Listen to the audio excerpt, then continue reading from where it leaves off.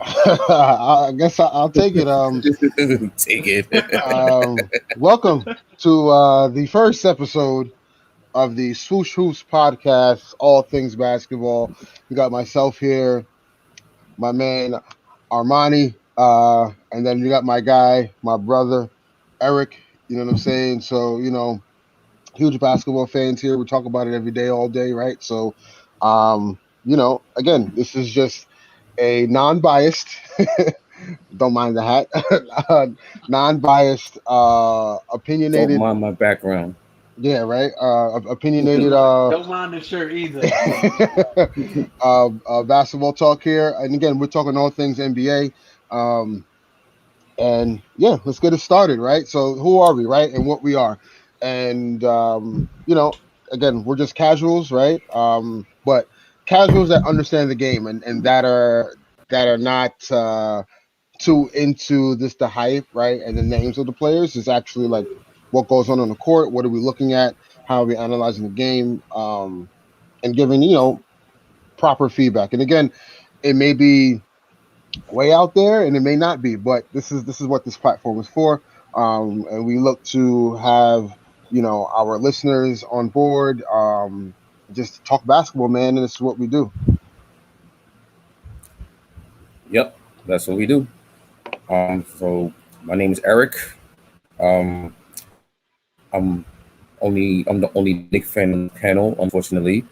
Um, Yikes. been I know. Been a Nick fan since since I was like 6 years old. And but I am a big NBA fan, so I do watch a lot of NBA.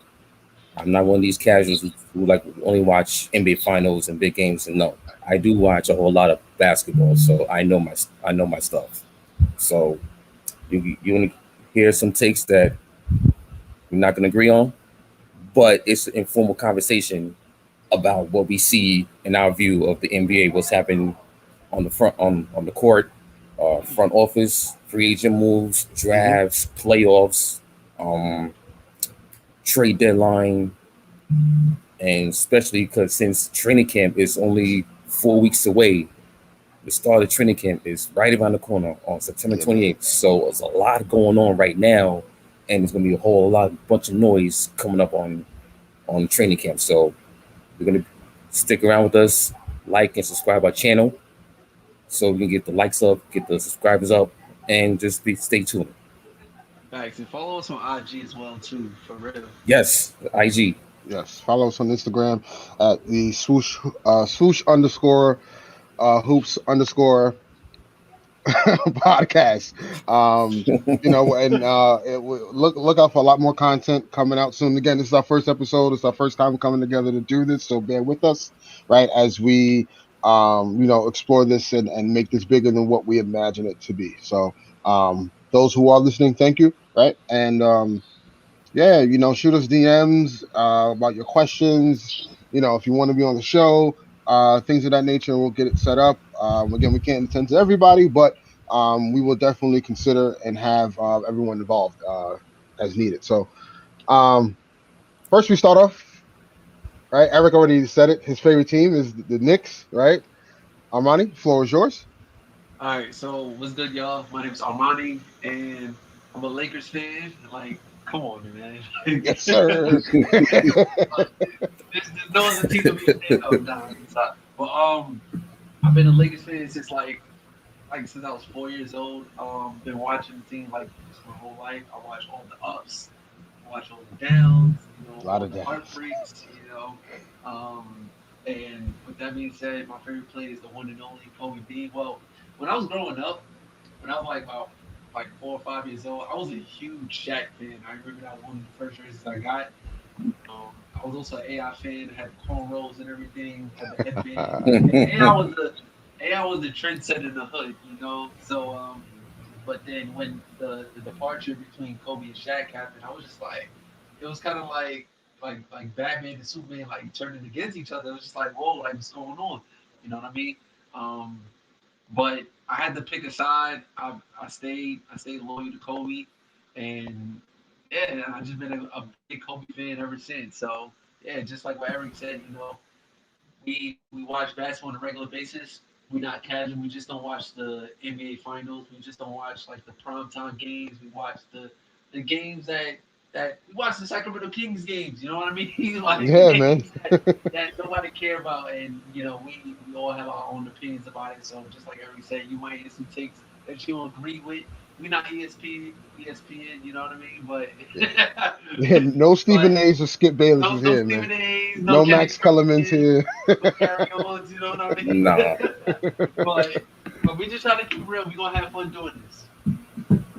Absolutely, absolutely. That's what it's all about. definitely. So we'll get into it. Well, first, hey guys, my name is Ernest. Um, as you can see, Laker fan. Been a Laker fan, woof, very long time. I would say, um, at first, growing up as a kid, the phenomenon was Michael Jordan, right? And that was the end all be all of everything. So Michael was the one who drew me to the game of basketball. And for that, I've always been a fan. Um, he is one of the greatest players of all time. Again, we'll get into those takes. um, and after I would say 98, right? Not even 98, 97. Shaq was like a player that was like larger than life, right?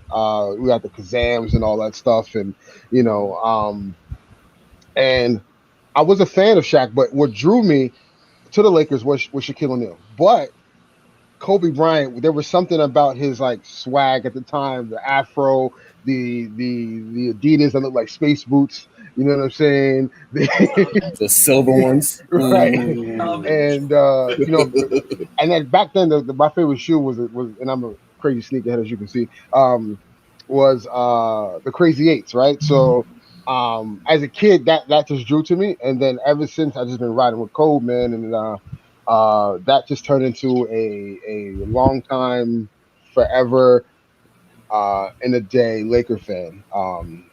And been through a lot of ups, right? A lot of successes, and I was happy to see at the very least six championships. Um, Yeah. and witnessing that, and then you know favorite player of all time is Kobe Bryant. Rest in peace. That was the guy. Yes, sir. That was the guy that made me understand that basketball was just more than a game, from that aspect. So, and again, we're not going to get too much into the autobiography of my life story, but yeah, Lakers, Kobe. Again, unbiased Laker fan though, right? I'm very, very, very, very, very rational when it comes to what the Lakers need to do or what I think they should do, what's working, what's not working, stuff like that. So, but yeah, looking forward to a great season, right, coming up. Has some high expectations for us. Um, a lot of rest, so we can't use as that as an excuse. But right, so and again, we'll talk about the nuances of that as we get in deeper into the show today. But yeah, that's the intro. And let's go into our first topic, right? So now, as you know, the season's upon us. We're gonna get into the Eastern Conference thick of things, and we're gonna give our predictions. How you guys want to formulate it? We'll go team by team, right? You guys will have the floor. Discuss what your predictions are for that team, and then we'll all give our thoughts around that. So, Eric, you want to kick that off?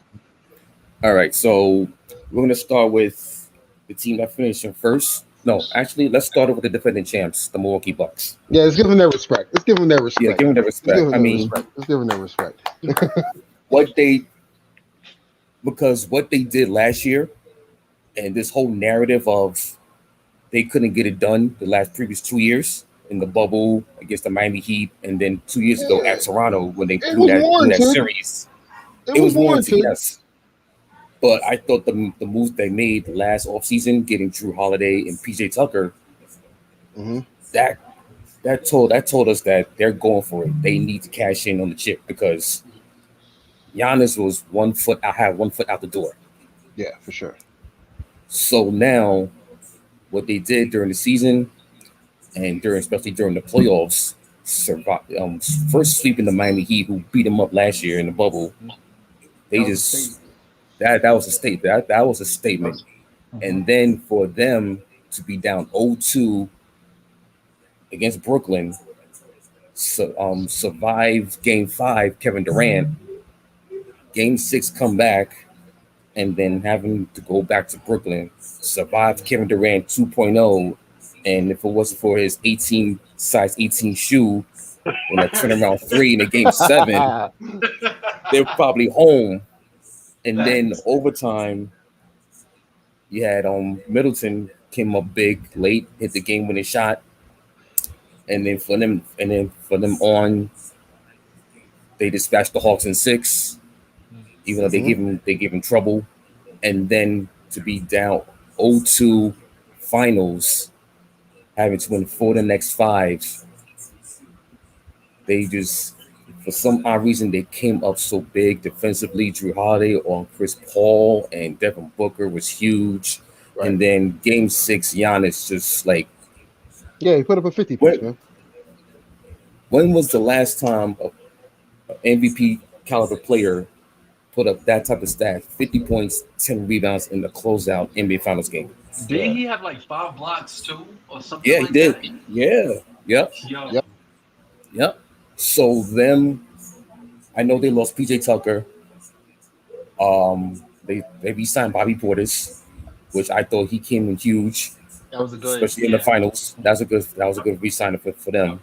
Yeah. And the crazy thing is, sorry to cut you off, Giannis in the playoffs last year averaged 35, 13, and 5. Like that, we haven't seen numbers like that since Shaq. Like we just gotta, the whole notion of who's the best player. At the end of the day, like, and Shannon Sharp had said this on Undisputed, I believe it was today. It was today. Yeah. Giannis has to be the best player because everyone talks about updating the resume, right? So when Kawhi won the chip, everyone was like, "Oh, Kawhi," right? And then literally, and remember that the Clippers were deemed the favorites because of what Kawhi did the previous year in Toronto, right? Then they jump and LeBron wins the chip the following year, right? Albeit through the bubble and all that stuff, but they got it done, and he was the best player for like 2 seconds, and then it went to Kevin Durant all of a sudden, and it's still like this notion of Kevin Durant is still better, and yes, skill wise and everything, he's probably the best offensive player and offensive scorer we've ever seen. But at the same time, right, it's all about updating your resume, and right now you'd have to say Giannis is the best player in the world. Yeah. Oh yeah, he is MVP finals. But check this out. Look at his career though. Defensive Player of the Year, 2-time MVP, Finals MVP. Yep. If he retires now, he's only 26, and if he retires, doesn't play any more basketball games, Hall of Famer. He's a Hall of Famer. He's a Hall of Famer. He's a Hall of Famer. That season he had that playoff run. That low-key reminds me of LeBron back in 2012, I believe, his first year with the Heat. Like, he was like undisputed. Like, pretty much he damn near could have won every award. Like, I think Marc Gasol had won DPOY that year, beat him by like maybe a bonus. So, but he was on pace to winning. Well, he won MVP, he won championship. I think I might be talking about the following season when the Heat had won like 20-something games, but also he won Finals MVP, and he went on to 2012 Olympics? 2012, where was it? London, right? London. Yeah. Won a gold medal too. So like that was an undisputed season right there, And just Giannis, the run that he had last year, like what all the awards, all the accolades, like you said, Eric. Like if he was to retire today, like his name is up there. His name is up there. Mm-hmm. He had a crazy. Sure. Yeah. So give us your prediction on what you think the Bucks will do. I would say, give us your prediction on what do you think they're going to do this year. Record-wise, I got them over 50 wins. I give them 56-26. Yeah. I just think where they are right now is house money. Everything's gravy. They did what they're supposed to do. Mike Budenholzer, they give him a contract extension because there were reports saying that if he didn't make it out of the second Oh, round, he he would have was gonna been be gone. he was gonna be gone. He was gonna be gone. Yeah, We gave him So a lot of crap last they year get a yeah. for this time in. and and rightfully so because like the way he was playing Giannis and Chris Middleton, thinking, okay, you have these two guys, you got to make sure you use them in the proper way, you Right. know. And he, I felt like he ran them both. He ran Giannis to the ground a lot Hmm. because and plus they didn't have the outside the necessary um the supporting cast Right. that they needed. So for them to get those upgrades last off season to help them cash in and win the championship, now it's more of the pressures off them, pressures off Giannis. They can coast wherever, and then by March April they be ready to go for playoffs, and then by the time April rolls around, it's business as usual and time to repeat. Yeah, I definitely agree. I'll probably say probably like between 50 and like probably like between 50 and 60 games. I can't give you an accurate number of what I think the Bucks is going to do, but just the loss of PJ Tucker might hurt them a little bit. But they added what is it, George Hill, Grayson Allen, who kind of has a Yeah, bad rep in the league, like.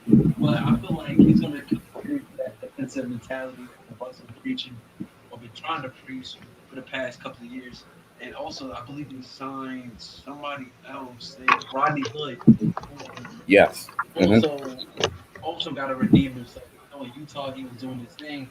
Then he went to Portland. He unfortunately got hurt. So it's just kind of like, all right, we don't need you to do much, and he went to just Cleveland, and also went to and he Cleveland. went to yeah, that's He was right, part of that finals team, but right, didn't really show out because LeBron. right. It's the LeBron effect, you know what I mean? But I Hmm mean, I feel like they're just not going to ask him to do much. Well, much is not expected from him. You know what I'm saying? So you're not taking a real L, and signing him back or signing him to the team. So I think the Bucks they're gonna be all right. They're gonna fare well. Just that the East just got just tough all around. You know what I'm saying? Especially from last year. Um, no, I agree. I think the Bucks this year. See, the thing is though, the Bucks are gonna lose a certain. What I'm afraid of is that the Bucks lose a certain amount of edge. And what I mean by that is that losing PJ Tucker kind of gave them a formula to one. It's easier for them to go small because PJ Tucker is more keen to guarding fours and fives, right? Because he did that in Houston, and he did well with that in Milwaukee. Um, and I think him going to Miami is like super crucial for them, and I think that kind of hurts Milwaukee on that end. Um, Grayson Allen is actually a sleepy pickup for them. Mhm. He actually played really well with the Grizzlies the last couple of years he was there, and I think he can provide a how can I say he can provide a certain type of spark off the bench in this uh he plays really gritty, right? He's one of those like get in your face, dive on the floor, type of players. He may not get you 20 points a game, right? But he can get you 8, he can get you 10 in good spurts. Um, so I think adding him helps. Um, Rodney Hood,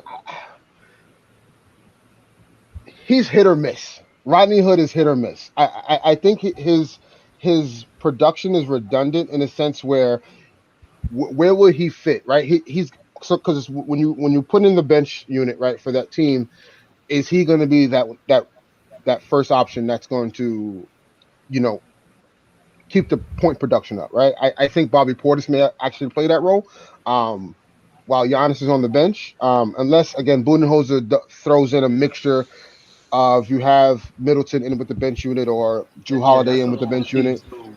That's what a Right. lot of teams So, do. but I just think losing PJ Tucker for them hurts. I do think they'll win 50 plus games, just because by virtue it's the Eastern Conference. And not saying the Eastern Conference has gotten weaker, it's gotten definitely stronger. I just feel as if they're more keen to taking the regular season more seriously. then I say Brooklyn, right? So I think I see them at 51, 55 games, winning this year as a top 2 or 3 seed in the East. Well, 1 to 3. It doesn't, no matter how you put that.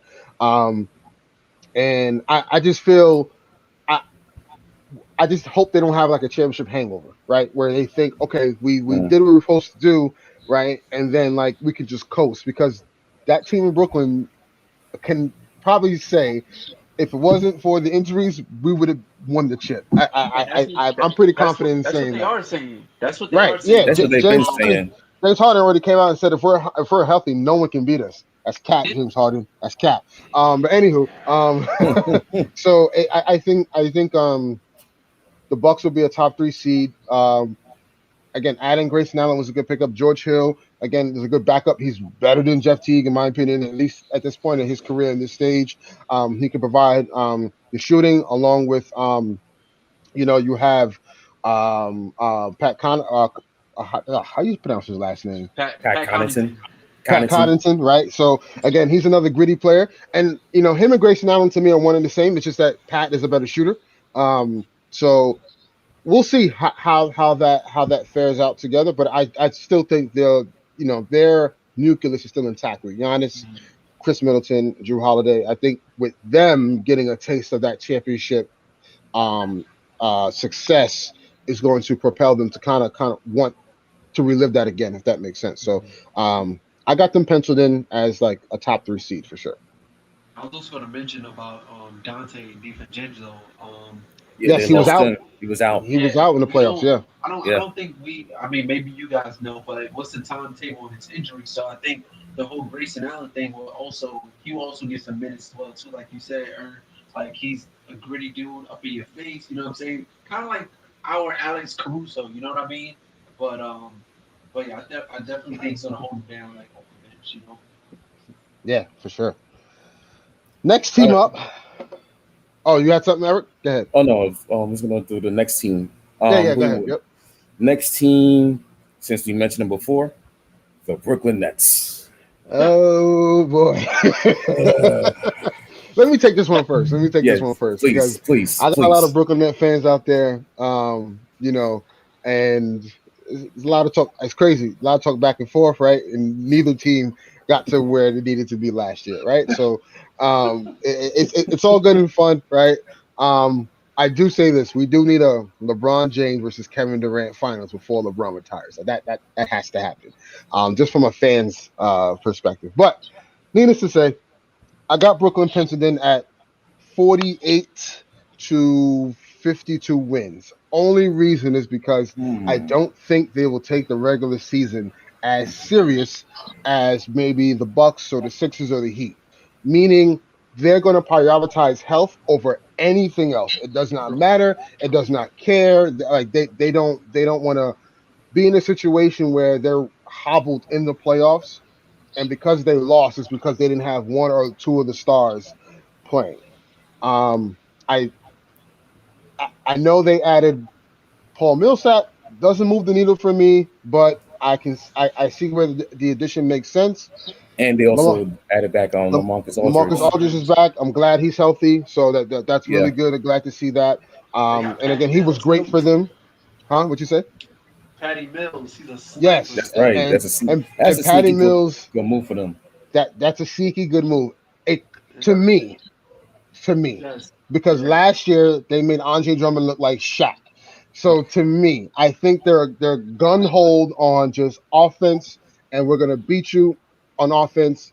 Our defense would be mediocre, middle of the pack ish, right? It won't be the worst defensive team, but it won't be the best. So they'll have their lapses, but to think that they're unbeatable, that is, we're gonna wait and see on that. I got them penciled in at 48 to 52 wins, only because I think they're just going to prioritize the playoffs over the regular season, and they're going to think health is more important. Because if you think during the dog days of the NBA in February, if they're in Oklahoma City, Kevin Durant's not playing, James Harden's not playing, Kyrie Irving's probably on another leave, right? So, we have to and respect the guy. He does so many great things. Let me stop the slander. He does so many Yeah. great things for like off the court. Like honestly, like he's a stand up dude for sure. Um, but in all seriousness, I just think the Nets are going to prioritize the postseason over the regular season. Is going to be a lot of low management happening. And there's going to be times where they're going to look phenomenal, where they're going to just run teams off the floor. Like that's just because offensively, there's really nothing you can do to stop them. Like if you really look at the game and really understand what they can do on offense, you just hope and pray that they just have a bad shooting night. Now there are ways to contain that, right? Like Kevin Durant cancels out everybody. You can't guard that man. But if you get physical with Kyrie Irving, that may disrupt his game a little bit, right? James Harden, James Harden to a fault sometimes fails at his own detriment because he foul hunts a lot, right? Yeah, So if you could get in and the head, remember, sorry. yeah, go ahead.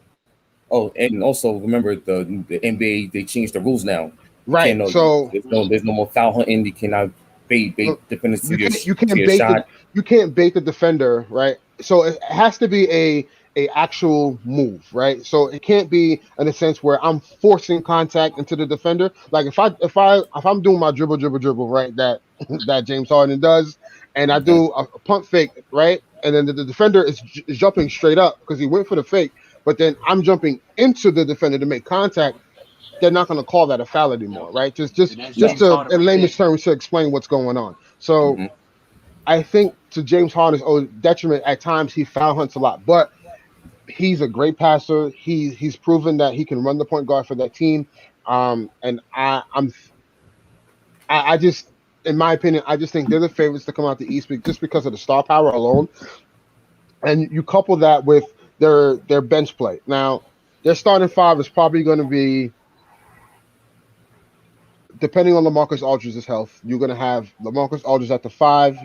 Your four would be Blake Griffin. Your three would be KD. Your two would be Kyrie Irving, and your one would be James Harden. Now, that might not work, right? They may just say, in my opinion, they should start Nick Claxton. I think Nick Claxton He's a puts them stud. better, yeah, defensively, right? He's a rim protector. He's athletic. He can catch lobs. He can roll to the basket. He can rebound. He can run the floor. So, in my opinion, I think Nick Claxton should start at the five and Katie should start at the four, right? And then you Hmm. figure the rest out, right? You'll have Yep. Joe Harris at the three. Your two will be Kyrie Hmm. Irving, and your one will be James Harden. I think that's the ideal starting lineup. But if and my I just feel like maybe the front office or the locker room doesn't think he's he doesn't have just the experience yet. He's not a vet. He's a young guy, and what they're trying to do, he may not necessarily it may not translate to the court. So they may go with the veteran guy like Marcus Aldridge or even Paul Millsap or Blake Griffin. So, but I got them penciled in 48 wins to 52 wins. But I mean, like, just to the point about them not taking the season seriously, I figured. I mean, if I'm a coach, I'm throwing the Nick Claxton just to see what he's got. Um, just it's like when the playoffs come, like in those type of situations where you have like somebody like Marcus Aldridge who doesn't play really good defense, especially at the age he's at now. Same thing with Paul Millsap. Same thing with Blake Griffin. I throw in Nick Claxton. I have nothing to lose, you know, especially in the regular season. If I'm the Brooklyn Nets and I know I got Kyrie Irving, Kevin Durant, and James Harden, three of the top 10 players on the team, and I'm just taking it lightly. Oh, no, pretty much the same energy that the Lakers had last year. You know, like no Mm-hmm. matter where we're seated, we're still gonna win the championship. If they have that same mentality, play him, play Nick Claxton, see what he can do. He can catch lobs, he can block shots, just like every other big in the NBA that does. You know, Right. and then like the same skill set. So I believe when that time comes, you know, if you find yourself in a situation where like you gotta kind of shuffle up your rotations, that's when Nick Claxton, that's when you insert him into the lineup, yo. Now, if you need like just see, that's when somebody like Lamarcus Aldridge or like Paul Millsap comes into play. But I'll say as far as like record wise, I'll probably give them like 50 to 55 wins, just because who they have on the team. But Mm-hmm. Ernest, I know saying that they value help, so I'm just trying to see how that stack, like going through like the course of an 82 game. It's 82 games this year, right? We doing Yes, Yeah. 82 Yeah. Full season. full season back to I'm this trying to see calendar year. how. how they will hold up, and also like the role plays, how they will be hold up too, because everybody's looking at the Lakers, everybody's looking at the Nets and see if we can get through a course of 82 games because of all the older guys we have on our team. But I would say like about 50, 55 wins. Okay. Ernest, I think you just hit it dead on the head of like just all the situations that may happen, and talking about all the guys who they have on the team. But um, I would say that the standout for me of that team that kind of made me go like, oh snap, was Patty Mills, like we all agreed on earlier. That I was just wanted Patty too, man. I did too. I did too. I did too. I remember like even when Patty Mills was a Spur, like back when he was winning the chip and going against the Miami, he was that brother that don't miss. He that guy does not miss. Like I've never seen him miss a three. Obviously, he doesn't shoot 100%, but still, like he's a sniper, and I think that's a good look for the Nets right there. Now, Yeah. is he going to be able to carry weight like for an 82 game season? No, I'm not saying he's going to go out there and average like 20 points and keep him up afloat, but he's going to give you like calm 8 to 12 points off just probably like just straight 3-pointers. You know what I mean? But that's what I got the Nets at for this season. So it's going to be a battle between them and Milwaukee for who's going to get the top spot in the Eastern Conference this year. All right, so my thing for the Nets, Unbiased because he's a Knicks fan, yeah, so yeah, it's unbiased like, here. I'm trying to be as down the middle as I can. Okay, so I got them winning at least around 50 to 55. Vegas has them over 54 and a half. That's kind of a high number because I just think they're going to prioritize health and agree with you, Ernest and Astradamus. They're going to prioritize health over the duration of the season, and I could see them easily saying themselves, "We don't. It doesn't matter where we finish in the standings. Mm-hmm. If we're healthy by playoff time, we're going to just run rough shot through the East. We could beat anybody. We could be anyone. Yeah. So I can see that happening with them. Um, I'm st- I'm still concerned about Kyrie and his where he is mentally because is we're gonna have portions of the season where he's gonna be in and out. Is he there mentally and is he gonna have another like stretch of games where you have like personal PTO and is he gonna be there physically and mentally? So you just gotta watch out for that. James Harden, he's coming back from that hamstring. And albeit James Harden came into camp last year Way out of shape. way out of shape because he won it out of Houston, so he's Yeah, going he to went look out. totally different this year. Yeah, I can see that. He'll be fine. Yeah, I think he'll be fine. I think he'll Yeah, be fine. yeah, I think he'll be I fine. just Sure. and I think the starting five is going to be KD at the 4. No, KD. Blake at the 4. James Harden, the starting point. Kyrie, and then KD, and then I think Nick Claxton will get the start. Also, don't forget you still got Bruce. They still got Bruce Brown.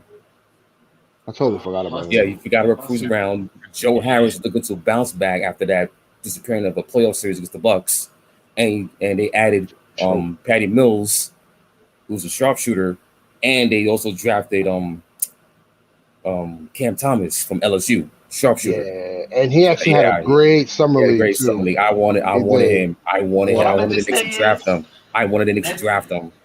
Nets So fans, y'all still got faith in Joe Harris? That's what I'm gonna say. yeah, because it was after last year after the no show they were trying to trade him. They were trying to, we want trade Joe Harris. I'm thinking we'll take Yeah. Joe Harris. But yeah, so I think this team they're top 2 easy in the East finish. If they remain healthy, and that's a big if. Yeah. Well, actually, no. If they are healthy by the time March, April rolls around, and they get into form, starting against the playoffs, Yeah, they're running through they the sh- East. I'm sorry. they should be the clear cut favorite to come out the East. Yeah, for So, sure. as far as winning the championship, That Let's remains pump to the be seen. brakes. Let's Let's see. pump the brakes. Let's see how things break in the Western Conference, Yeah. and then hopefully you get the Lakers next NBA Finals that everyone, ESPN, Fox Sports is begging for. Okay, so Nets, I think they between 52 and 55 wins. Top two finish in the East, and this should be a clear cut favorite if healthy to win the East, to come out and get to the finals. All right. All right, so the next team, and this team has been making a lot of noise this offseason after Here we go. their unceremoniously second round exit, the Here we Philadelphia go. 76ers. I Oh mean, boy. Jesus. I mean, I don't know about y'all, but I'm still in shock at how they lost that series. I mean, Yeah. how you blow 3 games in that series, game four, lose an 18-point lead, loss. Game five, which that's where to me they lost that series. You lose a 25-point lead at home and Yeah, lose. that was the turning point. That was the series right there. And then game seven was just like, And again, they were up what in game happened? They were seven. up. They were up. They were up. Mm-hmm. So Mm-hmm. now we got trade rumors flying around Ben Simmons. All right, He let me. just now let's go there because it's been a lot of noise coming out from Ben Simmons saying that he doesn't want to be there. So now let's see what Okay, happens. so let me Go ask ahead, this Armando. You question take. Yeah, go ahead. real Take quick. it, take it, So take it. let me ask you a I need question. your takes. Do you guys see him being traded before the season or like midway through the season? He's getting Or traded straight before at the all season. There is before no the season? way. But And who's gonna take him though?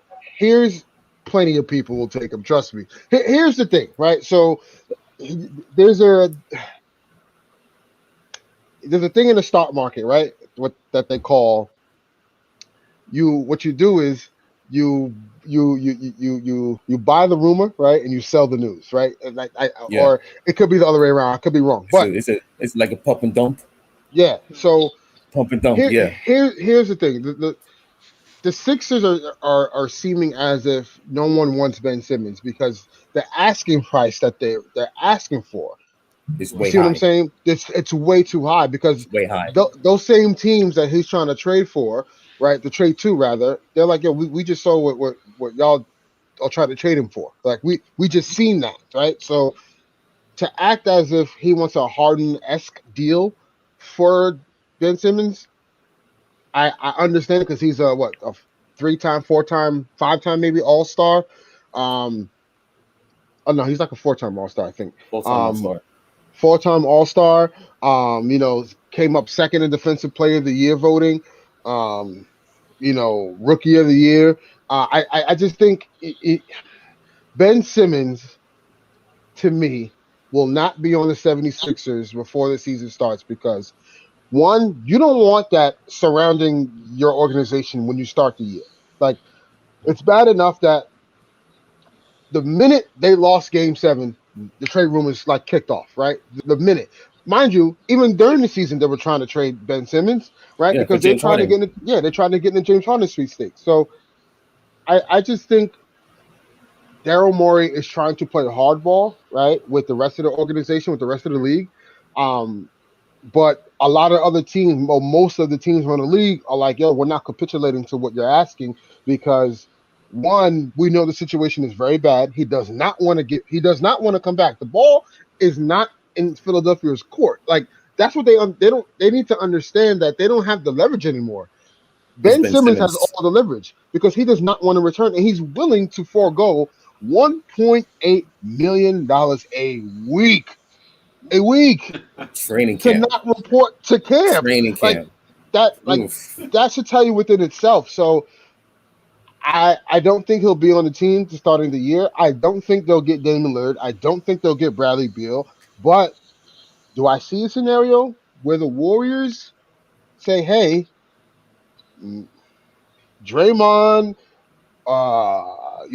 we got some young pieces. We could possibly throw in a third team." Um, Again, I get to be talking out the whims here. And again, I don't think Rich Paul would want to do.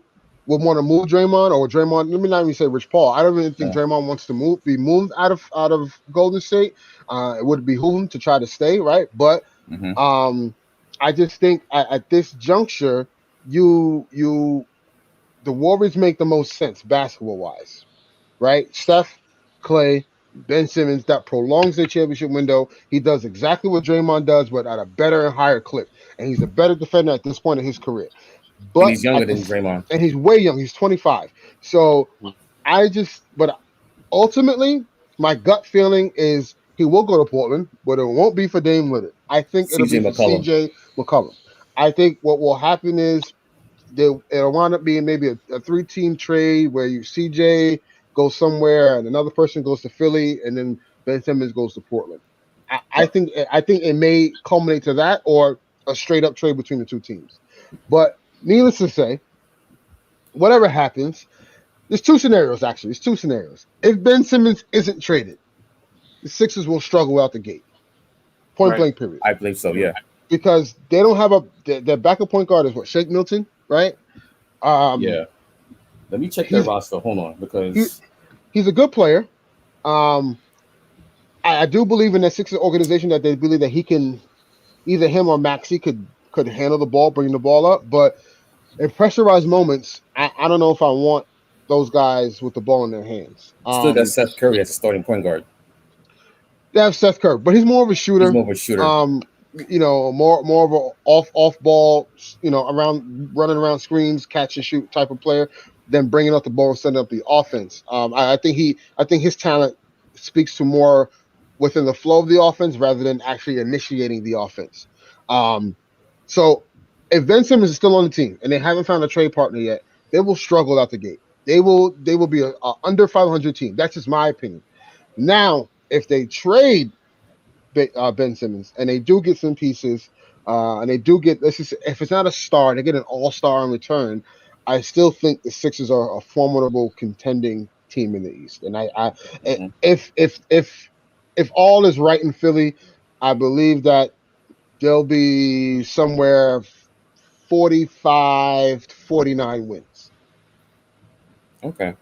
Do you believe that if they don't get out of the second round, is Doc was being a hot seat? Woo! No, not yet. Not yet. Not yet. Still early. Because now you got to think his first year, right? His first year, he dealt with the whole Ben Simmons issue, not wanting to shoot the ball, this, that, and the third. The second year, now you have to deal with the ramifications of the trade from Ben Simmons and try to formulate this whole new chemistry with a new team. Or now you're dealing with the headache of Ben Simmons still being on the roster and don't want to play, and now you got to figure out how to build this roster and be confident going forward without Hmm. dealing with the drama. So I don't think this year he gets the much heat, but the following year, The following year, is it if it's that's a different same status conversation. quo? Yeah, different conversation. My take is, I think either way they'll struggle out the gate. Um, I for some odd reason I don't have the trust in Doc Rivers that I had before. Um, Especially after last year. It's that Clipper curse. It, after, especially after last year, the way the season ended, it really rubbed me the wrong way how that team did not finish games in that series against the Hawks.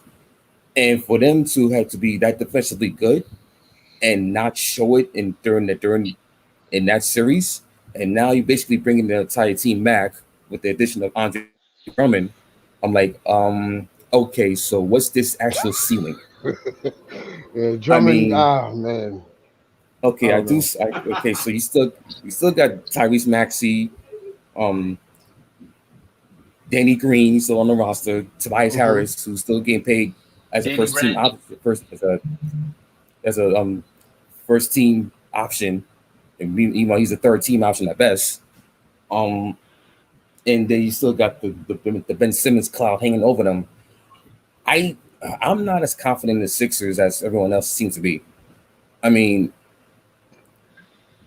do I see as a playoff team? Yes. As coming out of the East, as a team coming out of the East, no, I don't see it because I just don't see where they're at mentally right now, and you got the whole Ben Simmons cloud. gonna be he's gonna be just being over them the whole training camp, regular season. If he doesn't get moved, he's gonna cause problems. They extended Joel Embiid, so they basically told us that Joel Embiid is the franchise, Yep, they're all and in on now Joel. they're all enjoying Joel Embiid, and dude has a he's had a litany of injuries. So Yeah, if they're banking on Joel Embiid staying healthy and being there consistently for the next 3 to 4 years, that big contract, and if somehow they don't add on to the team or get some fresh new blood, I'm not. I don't see them competing in the East with the Nets and the Bucks. I see them as a middle of the pack, around 45 to 48 to 50 wins, and another second round exit. yikes. City of Yeah. brotherly love. Hey, Yeah. I mean, You got Ain't much love. three. trust the process. They've been doing it for the last 6 years. Hold on. Check, check, check. You guys get me? Yeah, I can hear you. Yeah, we got you. Okay. Yeah. My audio was chopping up a little bit. Yeah. Pretty much what you guys said. I feel like the 76ers window is officially closed. I feel like Oh, if officially closed. Wow. they start off this season, like without Ben Simmons, it's gonna take a big. They're gonna take like a big hurting for that. Um, I'm gonna just give it like just straight up. I think you guys hit dead on the head with like the explanations and everything. Pretty much the obvious talks about if Ben Simmons is gonna remain the 76 throughout the season, it's like a negative. That you're just dead wrong if you think that. I'll probably give him about like maybe 40 to 45 wins. Like honestly, I don't 40. see anybody. Wow. Yeah, man. Wow. 40 Yeah, wins. I Low bar. yeah, man. I don't. I feel like they just last year just took everything out of them. I mean, and I'm just thinking about if you move Ben Simmons out of that equation, like is is Embiid like going to remain healthy enough to carry them over the hump to like let's say about a 45 to 50 wins, And I'm looking at all these role players like will they be able to keep up, Like Seth Curry, we know that brother can shoot. Danny Red, yeah, I'm gonna call him Danny Red. Like, that brother has his. Danny Red. Danny Red. You know what I mean? That was a Laker thing, yeah. Oh, that was a late. Oh, okay. Yeah, and then Andre Drummond, like I just they Bomb. picked him up to replace losing to White. And I know Ernest now, like when we signed him last season, we was sold up. We was like, yo, we got 80 number two. Like, yo, we was going like, Yeah, well, we fools.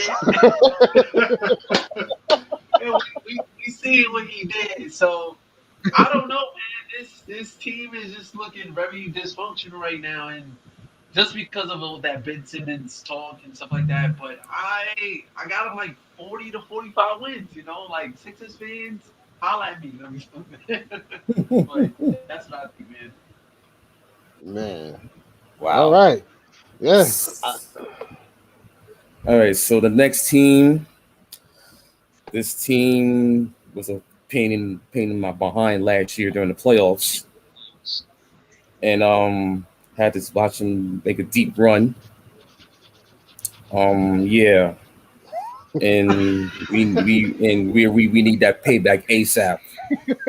The Atlanta Hawks, I, 41 and 31 last year, made it to the Eastern Conference Finals. Mm-hmm. Your thoughts on how they do this year? for one thing, last season they exceeded expectations. I feel like anybody can say that. Oh, Nobody's yeah. seen them going to 6 games in the Eastern Conference. And honestly, me, I just had that theory like, yo, imagine if the Hawks beat the Bucks. Like, imagine the Hawks make the finals. Like, whoa, you know. But they definitely exceeded expectations. I definitely see them. They won 41 games last year. Definitely can see them winning by like, let's say about like maybe 47 games this season. I know they re-signed John Collins back. He was a good Yep. look. They gave Mm-hmm. Capella Trey an Young is extension. Trey Young is Capella, Trey Young yeah, is Capella. They gave Capella's still there. I they gave think Trae Young the Trae Young and max. Capella finding the chemistry. Yeah. Um, they. I know. I feel like they. And also, who can we forget about?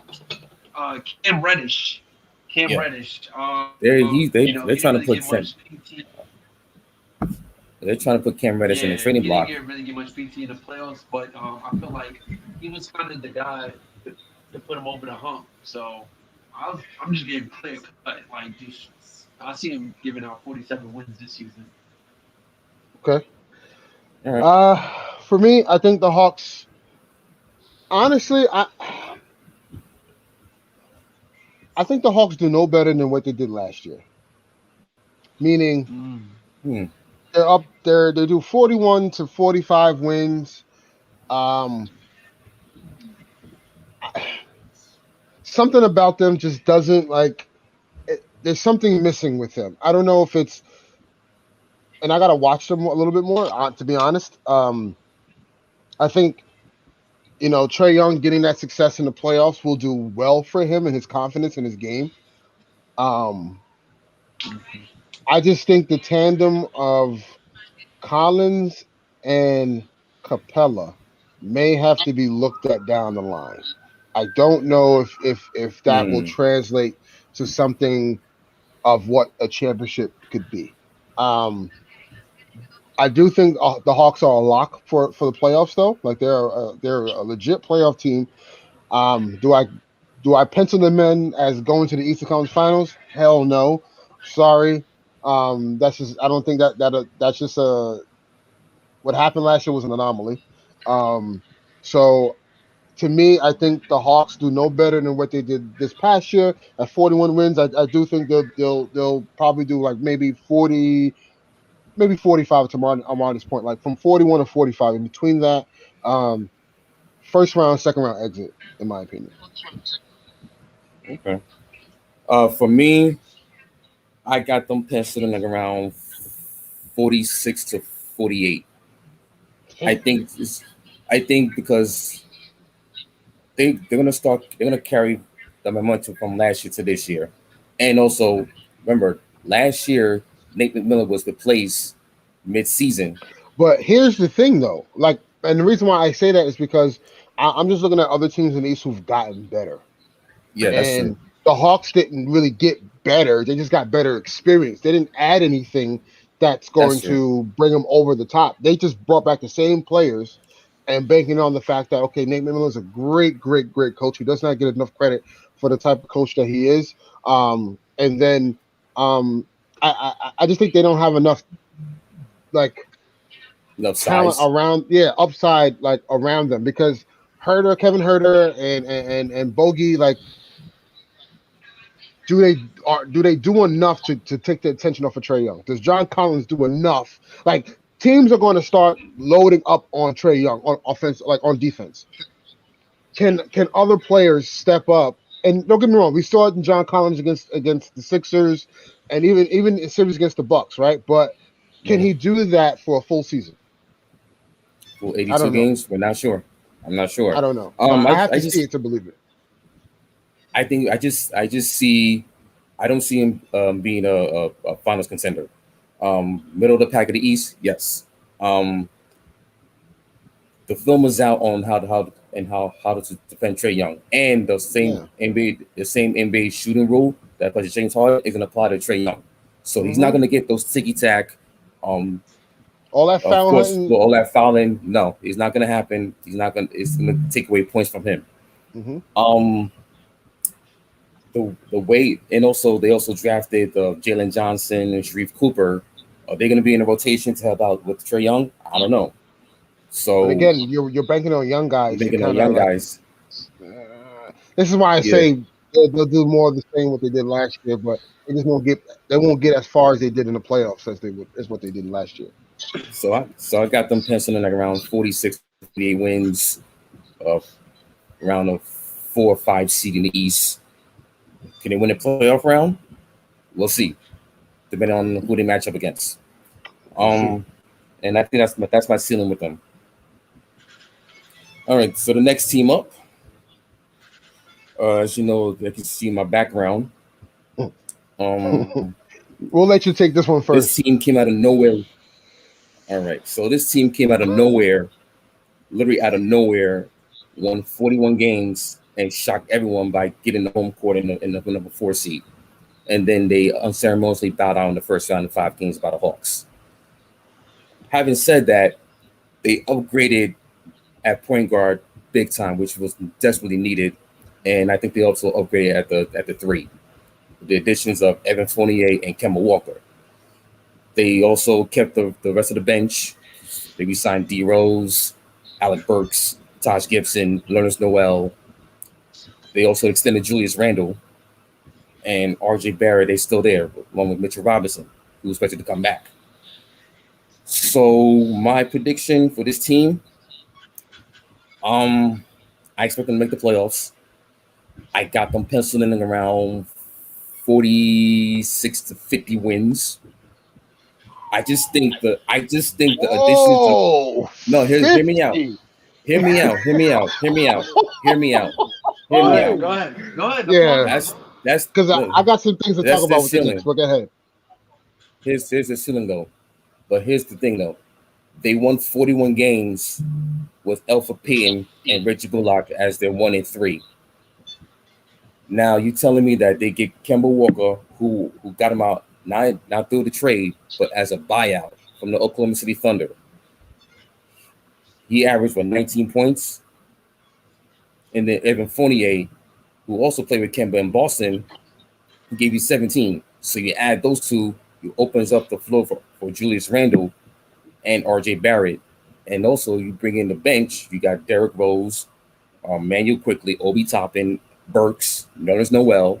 You add that all in one, and then you get a second year under Tom Thibodeau, who you know is not who you know is gonna prioritize winning over everything.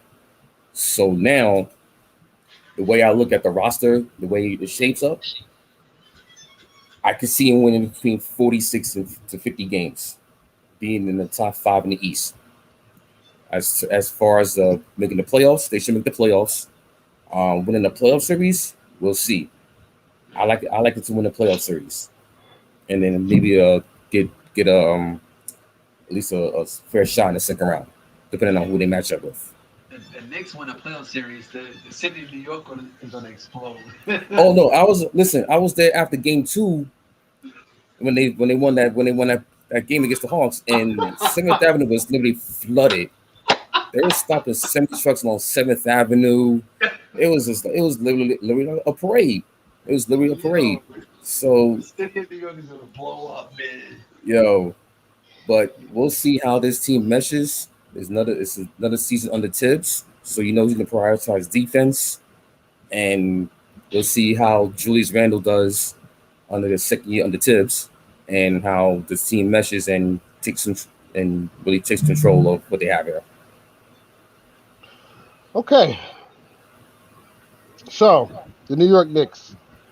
Uh, I got them penciled in. They were 41. They won 41 games last year, right? Hmm. I got them penciled in around 45 to 48 wins. Um, I just don't see 50. The East has gotten way better this year coming up. Um, my issue with the Knicks, right? You gotten better. They got better scoring, right? With adding Kimber, Evan Fournier. I think that two-man game is going to be really good between them two. Also to help Julius Randle kind of get more one-on-one coverage. And he's grown to be a better one-on-one player. He has to stop using the left hand though, because everyone knows where he's going. Oh no, he's Anywho, working on his right hand. He's been working we'll see. on his right hand. We'll Him and see, because RJ. he didn't do that But shit with the Lakers. We'll see. we'll hey, look, we saw with the Hawks how they did. They I basically thought just Julius was trying to shaded switch him to up. the left. Said we can go right, and that was their game plan. Right. I just think here's the thing that makes me like question the Knicks, right? One is health, because Tom Thibodeau is going to run into the ground. Can Kimball Walker sustain that? I don't think he can. I don't think he will. Um, Evan Fournier is pretty durable, but he does have Nicky Knack injuries here and there throughout his career, that he sits out. Is Mitchell Robinson going to stay healthy for a full year? Finally, we don't know. Um, And he's up for a contract. yes, yeah, exactly. It's a contract year for him. Um, so those are the things I'm questioning. Another thing is, offensively, yes, you gotten better. Defensively, you got worse. Only because Yep. Kimball Walker and Evan Fournier are not great defenders. They're pretty bad on defense, and They're they'll get cold. picked on by opposing teams. So will the others commit when Kimball Walker is getting picked on in pick and rolls? Um, is I'm just concerned how that will work, because the thing with Reggie Bullock was still a good on ball defender. He just wasn't a great offensive player. He was just a spot up shooter. But I don't know if Kimball Walker helps you with that. Now, offensively, absolutely. But I have to see how this is going to work, only because Julius Randle is the one who initiates the offense pretty much all the time. If it's not Julius Randle, it's probably RJ Barrett or Derrick Rose. That's usually from what I've, and I could be wrong, correct me if I am. But those three players were the ones who initiate the offense. I'm just concerned, how is Julius Randle going to be able to play off the ball? Because he he his game is predicated on one-on-one, pound and ground, get to the cup. Um, he's not a create your 3-point shot, right? He's more of a catch and shoot off the three.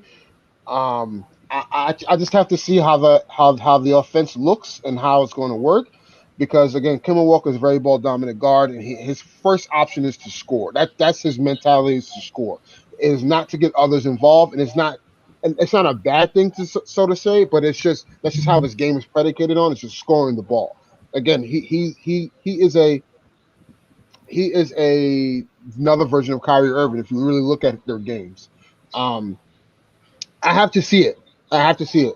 Again, I have them penciled in 45 wins, first round. They're a playoff lock, absolutely. But I got to see it first.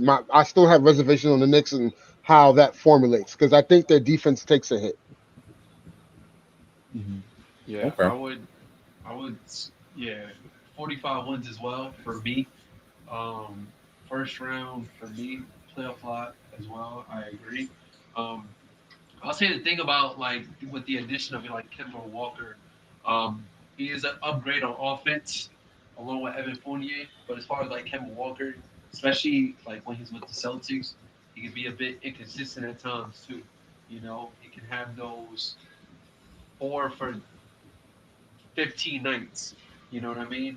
And especially with you got Julius Randle, who's very ball dominant, who's constantly trying to like push the pace. I feel like seeing Julius come from the Lakers and kind of like elevate himself. I still feel like he needs to just slow down just a tad bit. Just let the game come to him. And I remember I was saying that to myself a lot in the series against the Hawks. I'm like, bro, just chill. Like you're just taking too many shots right now. Like just Yeah. play within the offense, and your shots is gonna come. So there was a time where he just kept missing. And I'm just saying, just thinking to myself that if there was him and Kemba on the court and they're both having a bad shooting night, that's you know, they're kind of in trouble. But the good thing about the Knicks is that their role players definitely came through for them last Hmm. year, and Yeah. especially their defense came through for them last year. But they took a hit on that. And as far as Mitch Robinson, like I said earlier while you was talking, I did forget about him, but Mitch Robinson is a stud. Hmm. And he's in the contract year, so I feel like anytime somebody's in the contract year, that usually is kind of like the pat on the back, like yo, wake up, it's time to get this money. So Yeah. I feel like he's gonna try his best. Like health, you really can't determine that. Like you can't determine if like if my ankle tweaks or if my arm don't work or whatever. You can't play that. But it all comes down to like working with your trade and stuff like that. But I've I really feel like the Knicks are gonna do the same thing last season. Last year they definitely exceeded a lot of expectations. I don't think anybody had them what they was a 4th seed last year. Fourth seed, I home don't think court Fourth advantage. seed home yeah, court. home court advantage is crazy. I don't think anybody Yeah. had them. I don't think anybody knew that Julius Randle was going to play that well, and Right. also winning. And Go then ahead. also to cut you off, I think too, now teams are not going to take the Knicks lightly. Like Right. they No, you know can't. now going You into the can't. Garden or whenever the Knicks come to town, they're going to make you play hard. They're gonna You make you have to play take hard. them You gotta play seriously. defense. Right. So that's why I think a lot of teams were caught by surprise last year for the Knicks. And this upcoming year, now teams are like, okay, now we got to take you seriously. Yeah. I feel like that may hurt them a little bit. Again, that's just me. But I think. I do like their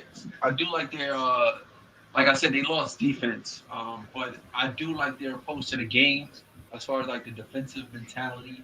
The low scoring games kind of remind me of like the Grizzlies back in like the early 2010s, or like Yeah, the just grit how and NBA, The grind. grit and grinds. right, just how NBA teams was playing like before all this 3-point shooting revolution happened.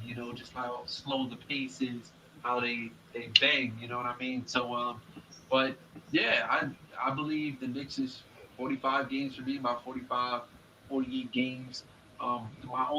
My question is just obviously health, and just who what Kevin Walker we getting, you know, because he could just be a bit inconsistent at times. So Yep. Yeah, we'll see. I like the bench is gonna be the same, so it should be more lethal than as you saw last year. Also they added more. They added the draft picks of Quentin Grimes and Miles McBride. So hopefully, if they get into that rotation, they should at least stem the tide for Kemba Walker and Derrick Rose if either one goes down. So at least they can at least stem the tide for a little bit, and then they can come back healthy. So we'll see how this team meshes. It's gonna be real interesting to see how this team meshes under the second year, and I can they're definitely a playoff team. So that's more than that. The next team, the Miami Heat. They Oof. added a bunch of big pieces. The Kyle Lowry's, the PJ Tuckers. They re-signed Jimmy Butler to that big fat contract. Um, Finished with 40 wins last year. Were unceremoniously swept by the Bucks, and they made a big splash to at least get back into the championship contention in the East. Um, they're this is the typical Pat Riley of the Miami Heat. It's basically they find ways to get these big free agents out of nowhere, and the amount of cap space that they don't have, they make it work for some odd reason. It happens every time. Remember the LeBron and D Wade and Chris Bosh, how they got together, and now this with the Kyle Lowry's and the Jimmy Butlers and the PJ Tuckers. So your thoughts on the Heat? sheesh. I would say middle of the pack as far as the Eastern Conference go. Um, my concern as I'm looking at their roster is when Bam sits, who's coming in the game to play center for them? Um, Yeah. Yeah, they're very thin at center. they definitely could find somebody between now and then. Obviously, as most teams does. Dwayne Dedman, all right, but Dwayne Dedman, he's actually pretty solid, but I feel like somebody you can actually really rely on to come off your bench behind Bam. That's just my only question. Um, and also, what's the update on Victor Oladipo's injury? I feel like with the Miami, I feel like the past couple years when the Lakers faced them in the bubble, it was like a lot of guard and wing action and with Bam Adebayo.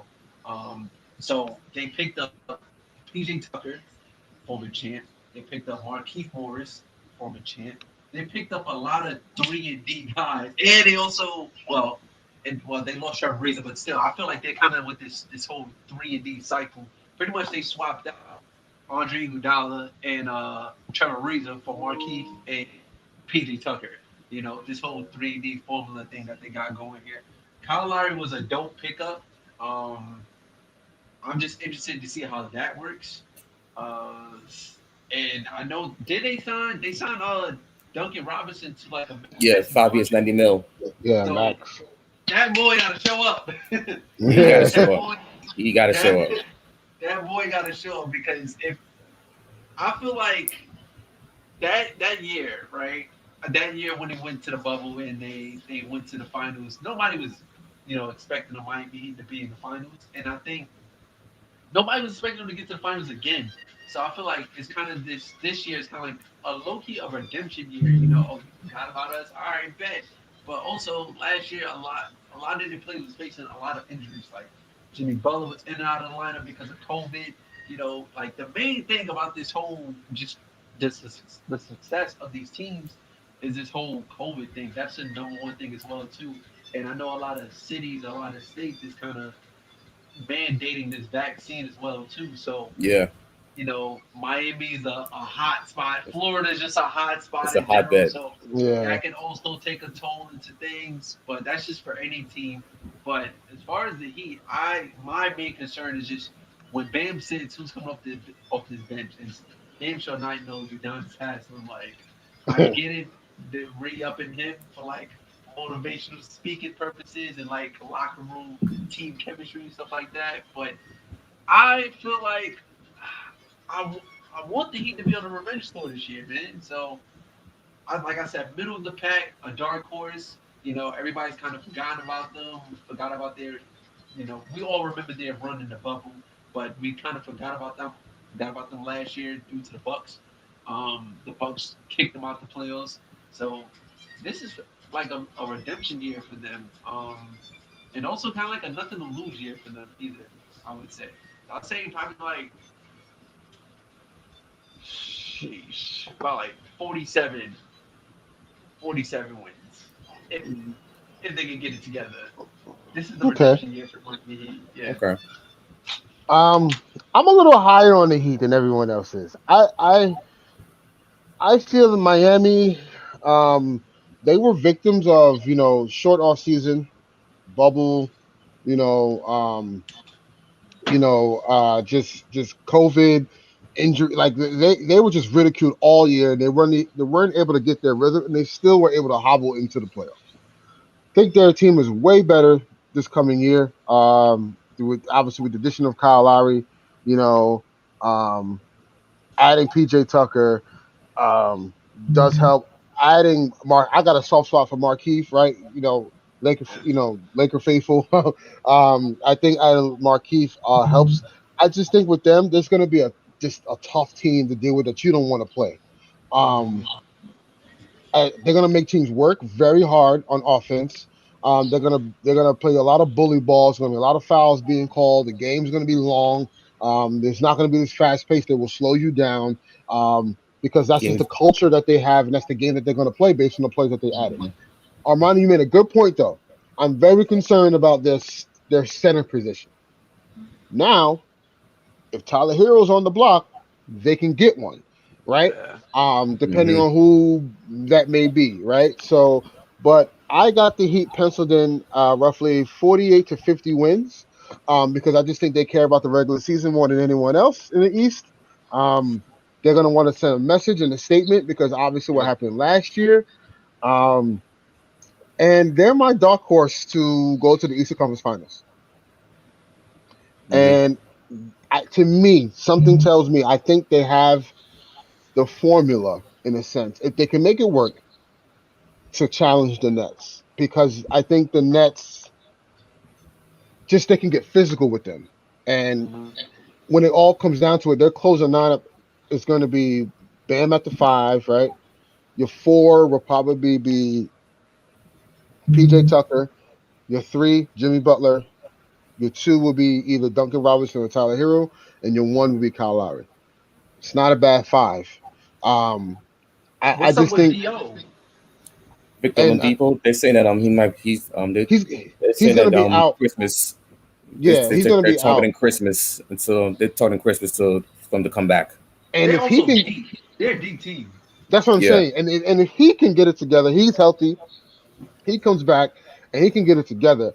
Man, they're gonna have some good offensive firepower, and defensively they're gonna And be defensive. they're gonna Yep. be a headache to deal with defensively. So I'm a little higher on them. I think the Heat actually, I think penciled in for me, top 4 team in the East.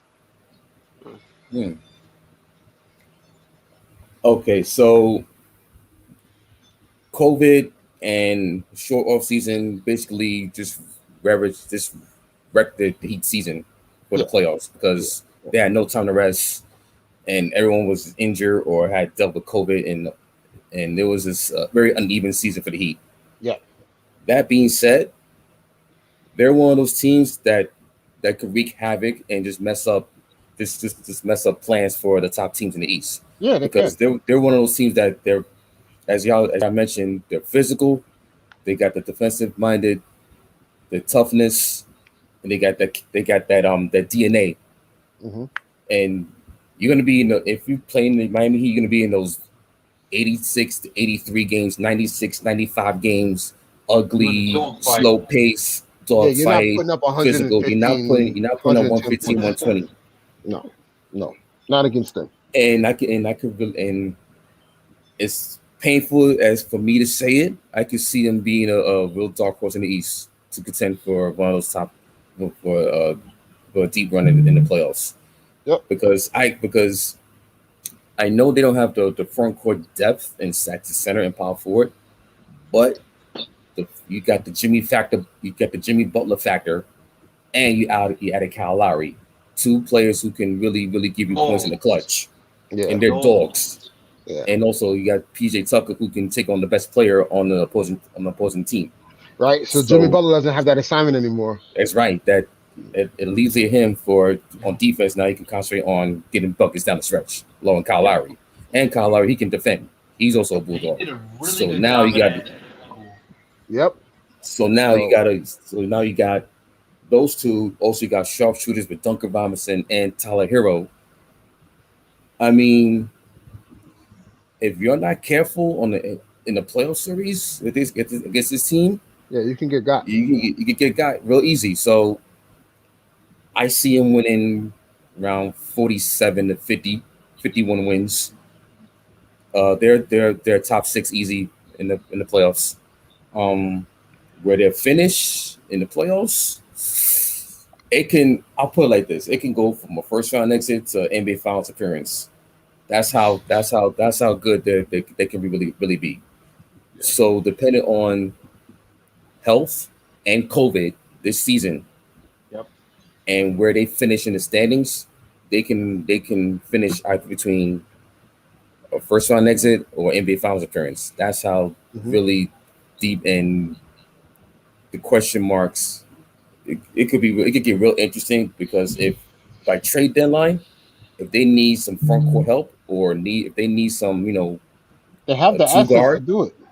they have the pieces to get a big piece. So you Like never know what who's to God. say? Who's to say? CJ McCullough, CJ McCullough. Not even. I'm just saying. Like okay, like let's just say they trade for their need, which is a big man, right? Hmm. I Who's out mean, there? Cat. Carl. I was just about to say Carl Eddie Towns. I mean, I'm just and again that's a stretch, but like yes, it, yeah. it's not out the realm, but they can possibly try to get a big or A power forward, a backup power Yeah. forward. hell they could probably get Kevin Love. Hey, he's still in Cleveland, Hmm. Again, you so just don't get people get too harped on like production and stuff like that. I just think you got to get what you can get and what can fit, yeah, and get it right now they before. have pieces that they can go get. Let's just say that. Just put it that Yeah, way. like if it's a chance to get that type of player right now, you go get it Yep, and they have it. because off season you never know what other teams might be building. Right. All right, so let's move on. Let's move forward. The next team up, the Boston Celtics. Team was in the play-in tournament last year, and then they got bowed out in the first round by the Nets. They lost Kemba. They lost Evan Fournier. Got a new coach, Emi Udoka. Um, I don't know about this team. They got I, listen. They got it, the Mr. Turn Down, the $84 million man. oh, You know what I'm Dennis saying? Schroeder. They got Oof. Dennis Schroeder, and you know what? Listen, They got Dennis Al Schroeder. Horford. Let me put it on record. Dennis Schroeder was good. Can we stop the whole Dennis Schroeder was such a bad player for the Lakers? Like he was a good player for us, and he did good things. Yes, did he stress us the f- out? Absolutely. But what player Yeah, doesn't do that? right. Dennis Schroeder was good for what he was He supposed to was. be. Again, when you have the pressurize of Laker Nation and the allure and all this stuff, you got LeBron and AD. A lot of other things happen with that situation, right? And Dennis Schroeder, I would say, didn't help, right? Like make things better. But for what he did, and again, you can't excuse going 0 for 9, 0 points in the playoffs. Like No, that's just that inexcusable. that No, is inexcusable. But at the no. same time, if you look at the totality of the body of work that he did for the full year for the Lakers, he was good. It was good. It was okay. Now, having said that, how does he fit with the Celtic roster with Jalen Brown, Jason Tatum? He's coming off the bench. Who's their starter Marcus Smart. at Really? point? Oh, Oof. Okay. really? Okay. They still got. They also got Josh Richardson. Um, Ennis Kenner. That's their center. Um, Carson Edwards, Chris Dunn, Yikes. Aaron Neesmith, the second year player, Peyton Pritchard.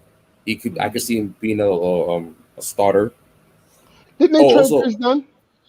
I think I'm seeing that he's still on the roster. Yeah, I'm Oh, seeing. also, Yeah, he's oh, on also roster. they also extended giving the contract extension to Robert Williams third. Stud. He's a stud. Yeah, he That is dude's a good. Okay, stud. yeah. I like Robert Williams. He's Stud. good. He's a He's good. stud. Yeah, man. So where do you see this team finishing? I got the Celtics as a bubble team. Playing tournament? Yep. They're just on the cusp of missing the playoffs or making it in. So in college terms, fans, if you don't know what the bubble is, it's like, you know, The NCAA um, tournament is like you got to win games. You're right, in that group of teams that you're trying to get as many wins as possible because you don't have enough in your resume. right. So I think the Celtics are going to be a playing team, preferably a seventh or eighth seed. I don't think they'll be ninth or 10th. I don't think they'll be that bad. But I do think they'll be a seventh or eighth seed in the playing game and a first round exit. And then we can put the clock on for Jason Tatum. Jason Tatum to the Lakers. Oh Whoa, Lord. whoa, whoa, I didn't say that. I didn't say I that. mean, I it didn't was. say that. I can see it though, but I'm not saying that. But I think there's something about this. It's the Celtics. I I just would need to say know this. what the direction is. What's the direction? I say this. Jason Tatum and Jalen Brown give me Damian Lillard and CJ McCollum vibes. Meaning Mm, the tandem is great, but they don't equal the wins as well. They don't result into contendingship. They don't result into championship uh, level basketball together. I think you're either gonna have to build around one of them. My So you're estimation, saying you build around Jason Tatum. Around Tatum. Okay. Uh, I don't know. I just they both kind of do the same thing. Uh, Jalen Brown's a better defender though than Jason Tatum. Jason Tatum's a better scorer Right. than Jalen Brown, but their games kind of mirror each other in a sense. I don't know. Marcus Smart, even though because they did extend him, I yeah, believe. they did. Yeah, they did. Um, I don't know if he's going to be there long term. And then Dennis Schroeder, right? Here's the thing with Dennis Schroeder. Dennis Schroeder is now, and I have the same theory with the Wizards when we get there. Dennis Schroeder is now on a contract year again. Yep. He's going to try to prove himself, and he's going to try to make up the money that he lost. He is going to go nut, meaning there's going to be plays. He's gonna get his 20 plus points He's gonna do exactly. He's gonna try to reset the market for himself, and especially when you have a new coach. I'm Mm-hmm. not listening to you. I'm doing what I want to do. So I don't know how well that will go together. How happy he will be coming off the bench because again, from what I've read and what I heard, like he's coming off the bench. Marcus Mm. Smart's going to be the starter. So Interesting.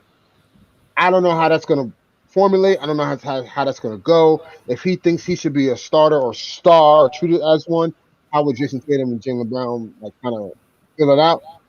Plus, if you look at their front court, you have Robert Williams, right? But then like Ennis Cantor, he's a great rebounder, and he's good offensively, but defensively he's terrible. So I I don't know, man. The Celtics to me are just going to be a playing team that'll probably get bumped in the first round, and that'll be that.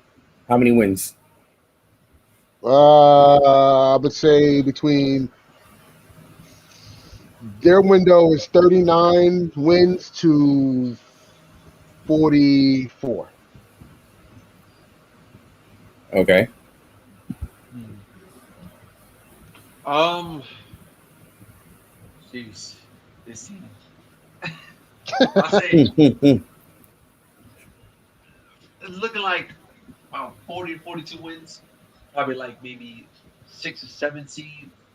I could kind of see them like cracking in, sneaking into the, like trying to avoid the play-in, right?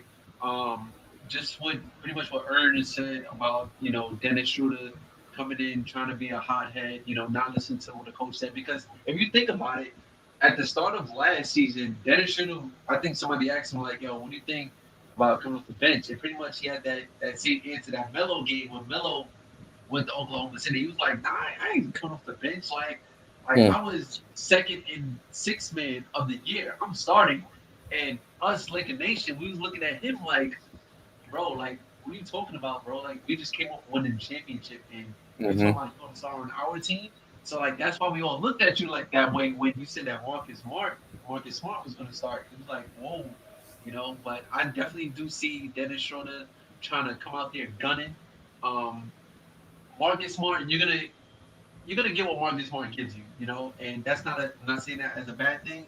He's gonna play incredible. I think we just lost service. Yeah. Um, He's gonna get back he's in. gonna play incredible defense, and he's gonna be that solid dog role player that he's been for his career. Tatum and Jaylen Brown. Now, I know he compared Jaylen and Tatum to CJ and Dame. The thing is that I I'm not over that pairing as like I'm over with Dame and CJ. I feel like enough is enough with Dame and CJ. Yeah, they I ran their feel course like in Portland. they ran their course the same way with John Wall And and Bradley John, Beal. yeah. They ran their course. But this, I feel like if Jaylen Brown didn't get hurt towards the end of the season, I felt like the Boston Celtics they could have done some things in the playoffs. Not saying win a championship, but they Mm-hmm. could have like moved the needle a little bit with the Nets in that first series against the Celtics. They was locked in on Tatum. Tatum was out Yeah. there scoring 40, 50 because they was locked in. Now, if you got somebody like Jaylen Brown who can share the ball, score, and defend, he definitely helps that team out a lot. You know. Now, as far as what he mentioned about cancer, cancer's cancer. We've known that. Straight Mm-hmm. rebounder, straight offensive player. They have Al Horford as well too. Um, that's kind of like a welcome back. But I mean, we see what Horford can do. But at this stage of his career, like I don't know. I really don't know. Obviously, he's starting, but I wouldn't be surprised if Robin Williams gets the nod too. Like I said, he's a stud. He kind of reminds me of like Nick Claxton, and Jared Yeah. Allen, somebody who has so much potential. Um, but I'll say probably yeah, 6 to 7 seed, probably like maybe 40 about like 42, 43 wins. How about Um, That's okay. about 40 to 43 wins. It's just like what you guys said earlier. This team is kind of like all over the place. Like, are you guys like, you know, like just shutting it down, like just trying to build around one person, or you guys are trying to go for it all? Because right now, this team is what a 5, 6, 7 team is, kind of in limbo, and that's what the Celtics is in right now. Um, But yeah, that's my take on the Celtics. So My take is they're a playing team. Got them. I got them around between 43 and 46. Um, I think Tatum and Brown gonna just do enough just to get them in the playing tournament and just to get them at least to one at least a separate seed. I think after that, I'm not sure if they can at least survive, get at least one playoff game in a series. Um, they're gonna have their ups and downs. I just think the roster is just like it's just it's I think it's incomplete. I know they got the Peyton Pritchard, um, Al Horford. I don't know in this Canner. He's gonna be a shooting at center. I think they're gonna have to start Robert Williams. He's their starter, so he's a stud there. Marcus Smart as a point guard, I'm not sure. I see him more as a two, and then somehow you're gonna have to either get it's to see right. This the team is incomplete for me. Um, Besides Tatum, Smart, and Jalen Brown, who else is going to fill that void to help the Celtics win games? I don't know. Yeah, And plus, with the new coach, the new coaching system, the new team philosophy, it's going to be a struggle for them just to at least get out the gate. And I just see them barely surviving just to get into the playing tournament and maybe get a playing tournament win. As far as that, they're easy first round exit. I agree. All right. All right. So okay. So we're approaching hour and 30 minutes. So how about we just do like for the rest of the Eastern Conference, we just do like a rapid fire. Okay, So we can do that on the so at least get this recording under 2 hours, and then Mhm. the next recording, let's do the Western Conference, and I then agree. we'll take it from there. Okay. Yep. So the Cool. next team up, the Washington Wizards. Let me go get to the ahead. They made it. Wizards. All right. So you go. So you go, Ernest. You go. You go. Go You ahead. go. Washington is going to be good because they have added depth. But the problem I have with that depth is that Mr. Tim Bontemps of ESPN, it's the same guy that said when the Lakers had all Kuzma and they had KCP. Montrez, KCP, LeBron, AD, all those guys, the Lakers are not going to be any good. Then the same bench unit gets traded for Russ and goes to the Washington Wizards. Now all of a sudden they're a deep team, they're be great. The issue with the Wizards, I think the Defense. Wizards, there you go, it's going to be Defense. defense. They're gonna allow 120 They're points per game. Okay. they're and this is no disrespect to Bradley Beal because I love his game and I think um he's one of the rare ones that just thugs it out, right? And you got to respect the grind. But at sometimes the grind doesn't always work. I'm not forced. I'm not here to preach him to request a trade or to go somewhere. I'm not saying all that. But all I'm saying is that you now have a situation where Kyle Kuzma is trying to prove himself. You're going to have another situation where now defensively that's going to be non-existent because all the guys that they added are strictly offensive minded players. Don't Bradley forget Spencer Beal, Dinwiddie. Dinwiddie's doesn't play. He's not good defensively. I don't know I know. where he's not good defensively. We all know Kyle Kuzma. Kyle Kuzma is subpar. I wouldn't say he's bad because he actually played great defense when we saw strides of him Yeah. playing great Yep. defense on the Hmm. Lakers. I'm not going Yeah. to say he's a terrible defender. I think that's overstating because people just don't like Kuzma for some weird reason. I don't know why, but whatever. But I think the issue with Kuz is going to be he's going to be on a prove it type of thing where he got all the slander in LA, and now even just by his tweets and stuff he's been saying, like one question he did like a Q&A on Twitter or something like that, and he was just like one question to him, and I could be paraphrasing, I could be wrong. Was what are you going to do this year differently than you did last year? And his answer was more than what people saw him do, because he had to play a role, right? Like when you have LeBron James and AD, you're not the guy. Sorry, you have to play a certain role, and that's just what it is. So to me, it seems as if he's coming with the mindset going to Washington as, oh, it's me and Beal. Like we're here, we're the top two best players on the team, and I'm gonna go crazy. So I don't know if that's gonna go be a good thing or a bad thing, because I don't know. I just think, and we all know Montrezl Harrell is not good defensively. He's okay. The Good energy only guy. Yeah, he's a great energy guy. Really good. Right, and then you're gonna have KCP who's gonna start, who will probably be their best defender on that roster. So I got the Wizards as a playing team again. Um, do I think they'll make it in the playoffs? Possibly, but if you look at what happened last year, Russ was really the sole reason why they were able to get into the play-in, because he went on a freaking super tear, averaging a triple-double. This is while Bradley Beal was in and out the lineup because of injury. It was injury, and COVID also ravaged the whole team. Right, yeah, they were out for like 2 weeks or 3 weeks, something like that. 2-3 COVID, and if you remember, January and February they started like they were like 13-25 or some ridiculous record. Exactly. So you they don't had to have really come back. Right, and so you don't have a player like that on your roster, right? Who can just take a bunch of just guys and say, F it, I'm gonna do it all myself, and then I'll figure it out as I go along. You're not gonna have those guys who can think the game like that, because their mindset is to, I'm gonna score the ball, and that's just what I'm gonna put up 25 to 30 points, and that's just what it is. So I defensively they're gonna be one of the worst teams in the league, but offensively they'll be really fun to watch because they're gonna take a bunch of shots and they'll be up and down pace. I just think that the Wizards will playing team. Let's just leave it at that. They'll be a playing team. How many wins? 35 to 40.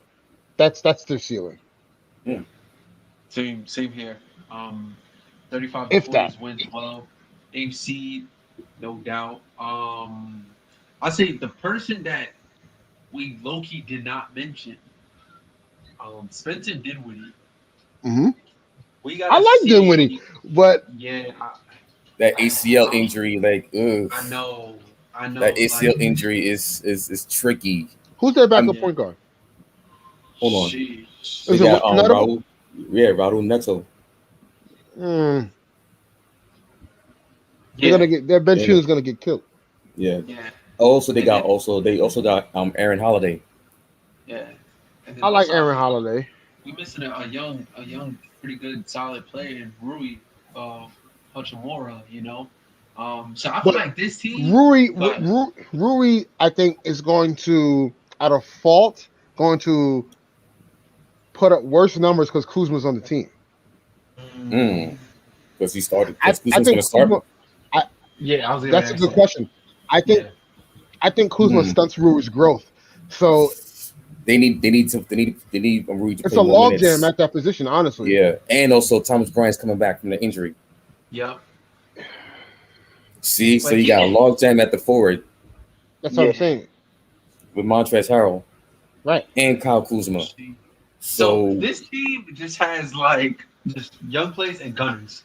That's what I like. Just the sense of direction. We know they're not going to make it far, but they have like a good formula quality of all right players that can get the job done. You know, like Bradley Beal being the head of the table, and then everybody else just kind of like falls in line with like Kyle Kuzma, Trez, Rui, KCP. Everybody kind of just falls in line with this team. So no expectations. But they're better than pretty much. They're worse than all the other teams that we mentioned earlier, and they're better than all the other teams like your Charlotte Hornets, your Toronto Raptors. All that. Are they better than Charlotte? Charlotte, Oh yo, Charlotte. no, I don't know, man, Charlotte. but Listen, Charlotte's one of my league pass Yeah, teams to watch, we'll get to man. them, but We'll I don't get to know. I them. okay, think We'll get to all them. right, I don't know if but they honestly. All right, honestly, there's two teams. I don't think they're better than in the East, and I'm gonna say they're not better than. Well, it's three teams, in my opinion. They're not better than, and we didn't get to them yet. They're not better than Chicago. They're not better than Mm, Indiana, and they're not better than mm. they're not better than Charlotte, or at least that like same tier. I just think Mhm. Charlotte may be better built as far as their roster. That will lead to more they success have than a sense, Washington. they have a direction, right? Yeah, yeah, Also, don't forget they got a new coach, Wizards. They got a new yeah. They coach, do, they Wes do. Unseld Jr. West Unseld. Mhm. So yeah. So So yeah, for me, since the go ahead, yeah, go oh, ahead. so I was oh, about to okay, leave. all right. Yeah. So for me, I got them at 41 wins. I just think that Oh, I know. It was tough for me to choose because I don't see it, man. the way the way they can score the ball is they're gonna average 120 points just by the roster alone. Yeah, and But they're gonna The give up gun is they're 150. gonna give almost 130 points. So so and plus they got log jams at forward and at guard. So who's your rotation players? Who's your starting five? Who's your bench players? Who's your 10 team with 10-man rotation? And it's I think it's gonna be a log jam. Um, I they're gonna be really good offensively, but defensively they're gonna be a nightmare. It's Yeah, like, they're gonna oof. defensively. I like the Spencer Dinwiddie signing. No, I I like think it in what he's signing too. to me he need to get out of the Brooklyn situation. It's gonna free him up to be his own team with Bradley Beal, and on top of that, isn't Bradley don't is this his last year in his contract, Bradley Beal? No, because this summer coming up would be the summer of Zach Or the LaVine. It's the following year. following year? So basically he has 2 years left this year Yep, and next year.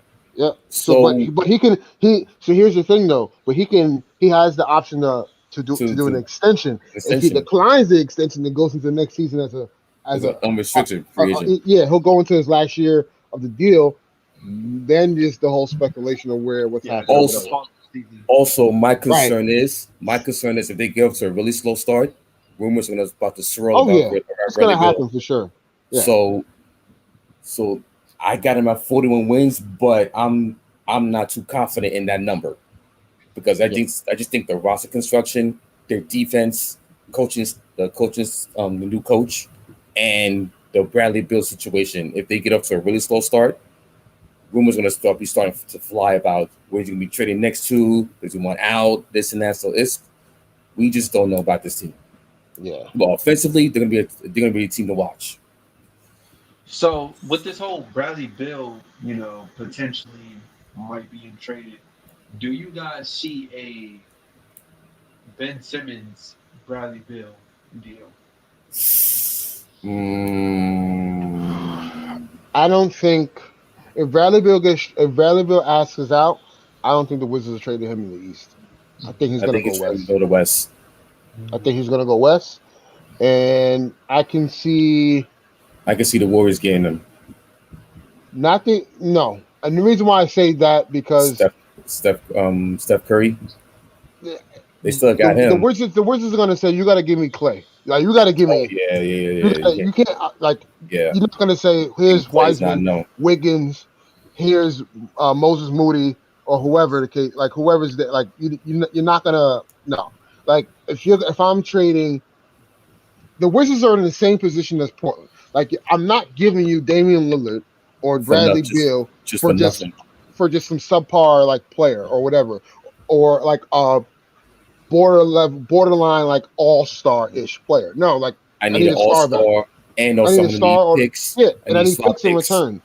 So I don't see a situation where he goes to Philly. Um, I can or even Golden State. I can see a situation.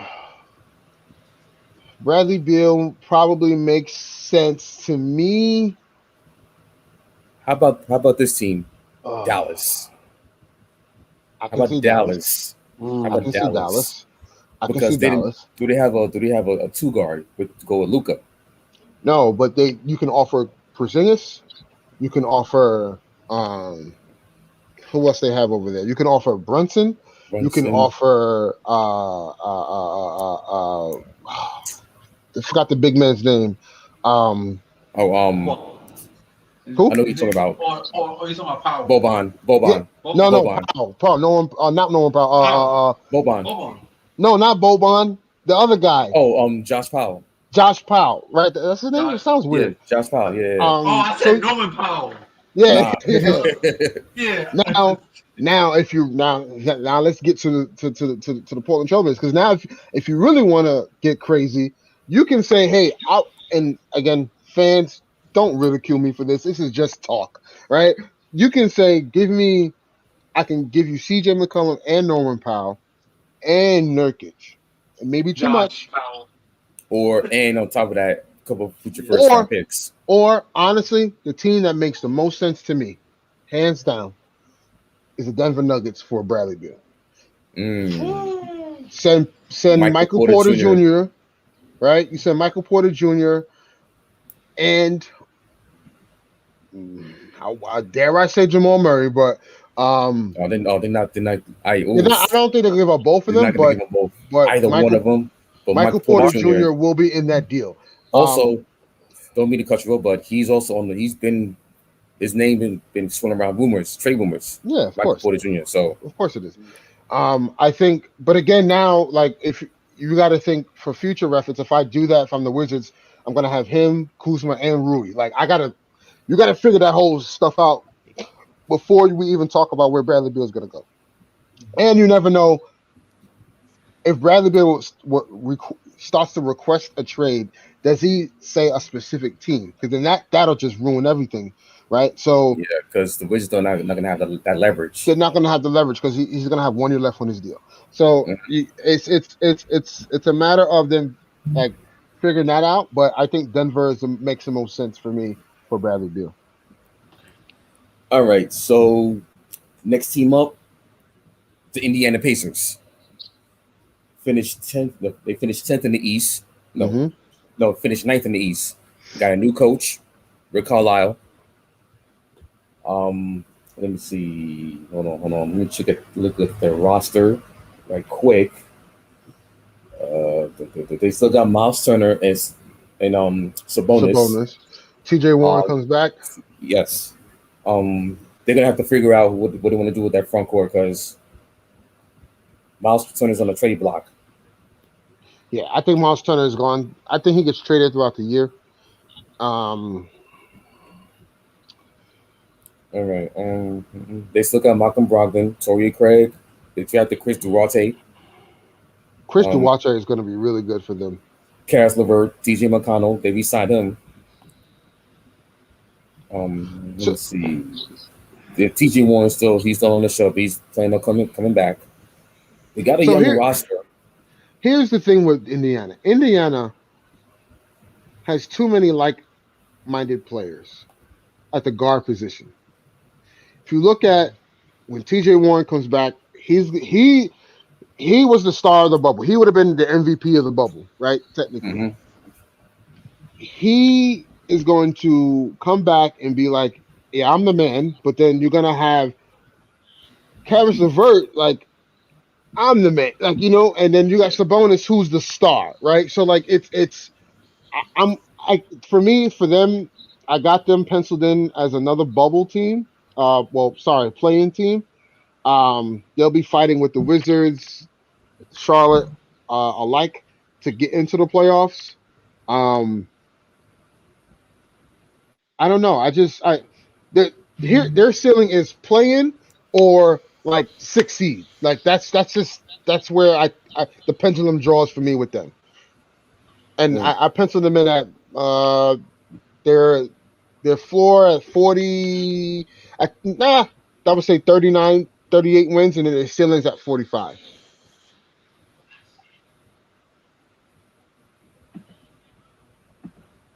Um, What you have penciled them as? I think roster right now. That was a good point that you hit on where you know T.J. Warren being that guy in the bubble and Karis LeVert getting traded there last season with expectations of being that guy, and then Right. none of them are the guy, and then you get um what's his guy's name? Sabonis. Sabonis being the guy. He was an all-star last season. Um, I see them being like in the middle of the pack. It's like either one or the other, like nothing in between. Like playing team or probably like about 6 or 7 seed. That's where I can kind of see them. Nothing higher. Um, and they have like a lot of guards on this team, and they just got to figure out like my thing is who's playing behind Miles Turner. You know, he has a lot of upside, a little injury prone a little bit, but that's my main concern about the Indiana Pacers. Um, but like I said, I would see them as probably like a 6, 7 seed, nothing higher, either one or the other. Um, Sabonis had a really, really good season. Hopefully, he can carry on to this year as well too. Um, and I think as far as like Karis LeVert and T.J. Warren, like they got to figure out who's going to be like, all right, either I'm second place, you third place, or matter of fact, you know what, Sabonis, you're the guy who's just going to help you. They got to figure that situation out. Um, but that's why I stand with the Pacers. So I got the Pacers in between as a playing tournament and lottery because they're gonna be fighting with those other teams with the Wizards, Bulls, Hornets for those last couple playing tournament spots. I don't see him finishing high, no higher than eighth. I can see him. I got him penciling around between 38 and 40 wins. I just think with the new coach of Rick Carlisle, they'll eke out enough wins just to stay in it. Um, they got it's a young roster. They're gonna have to trade Miles Turner at some point because it's between either him or Sabonis.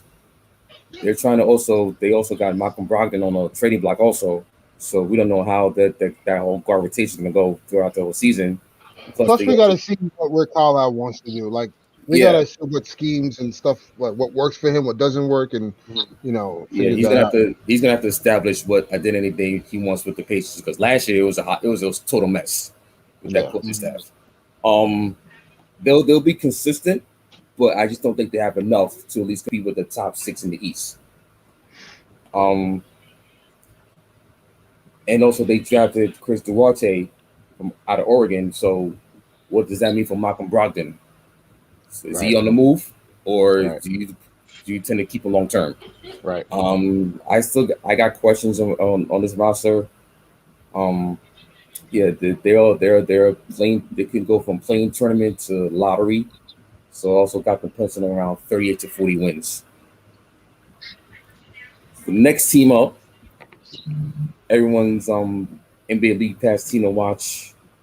The LaMelo Ball, Miles Bridges, the Charlotte Hornets. Very interesting team to watch in the East. Your Hmm. thoughts? Go ahead, Amani. You got it. Um, for one, this really exciting team to watch next year. Like we already seen what LaMelo Ball could do. The pair between him and Miles Bridges. That's gonna be like real fantastic. Just like the Wizards, I feel like they're gonna be like gunners. Like not really high expectations. A lot of young players that's just out there just hooping, playing ball. But you know, it, and I also gotta also mention the addition of like Kelly Oubre as well too. Like I felt like he didn't get like I wouldn't say a fair share deal when he was in Golden State, but that last year he was hooping. So Mm-hmm. you know, like him also with Miles Bridges with Lamelo Ball, like these these guys are good quality like young dudes that's gonna be out there gonna. Kind of reminds me of the Lakers of let's see, when we had Kobe, Eddie Jones, Nick Van Exel, like a lot of young dudes that's just out there Mm-hmm. just Mm. ball. Uh, Also with Bismack Diamo being a part of the team, like they're gonna be a fun team to watch, a really fun team to watch. Um, as far as like what they're gonna do, say they might just miss the playoffs by like ninth, 10th seed. Um, but I think if they didn't already, they're gonna just like continue to open more eyes and to put the rest of the league on notice. Like, yo, these guys are really, really good. Um, and everybody's definitely gonna tune in because, like I said in the beginning, they have a good young core. And also Gordon Hayward is still with them. So he provides Right. that Yeah. that veteran. Mm-hmm. Yeah. Um, so yeah, just they're also pretty deep as well too. Terry Rozier also on that squad as well helps a lot. He had his fair shares with the Boston Celtics past couple of years. So I definitely see the Hornets not cracking the playoffs, but kind of like on the outside looking in. Yeah. I'm the same. I don't see a huge leap from them. But I do see some improvements. I think Lamelo surprised a lot of people how well he played, and how his game just transitioned so naturally. Um, I think they'll be better than last year, but I still think I again they're another team that's fighting in the play-in, trying to get into the play-in to make the playoffs. So I got them penciled in roughly 30, 36 to 40 wins. Okay. Um, I got them around 38 to 40. Last year, if you remember, if it wasn't for Lamelo's wrist injury and Gordon Hayward being out, they would make the playoffs because they Right. were in. I think they were like in the top four in the East at one point in the season. And then once the injuries happened, they stumbled towards the finish line. They're gonna be one of my teams to watch, especially on League Pass. They're young, they're really athletic. They also got Ish Smith from Washington, so Gunner. that's gonna add more that's gonna add more on the guard on the back court. I just think they're gonna eke out enough wins to be competitive, like last they did last year. Um, I see them being in that whole playing tournament. I could see them going from being like one of those bottom tier 6, 7 in the East to a playing tournament.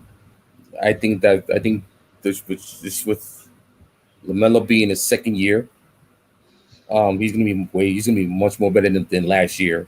His game is gonna be much more improved than last year, and I just see them being one of those pesky teams that you don't want to face in the if they get in the playoffs early, you don't want to play them because the style of play, the way they play offense, they run up and down.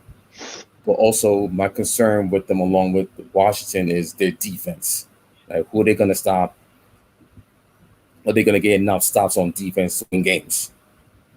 Yeah. I'm not sure I'm not sure. I don't see it, but they're gonna be real entertaining to watch. It's just based on what they did last year and with the pieces they got with Kelly Oubre, Ish Smith.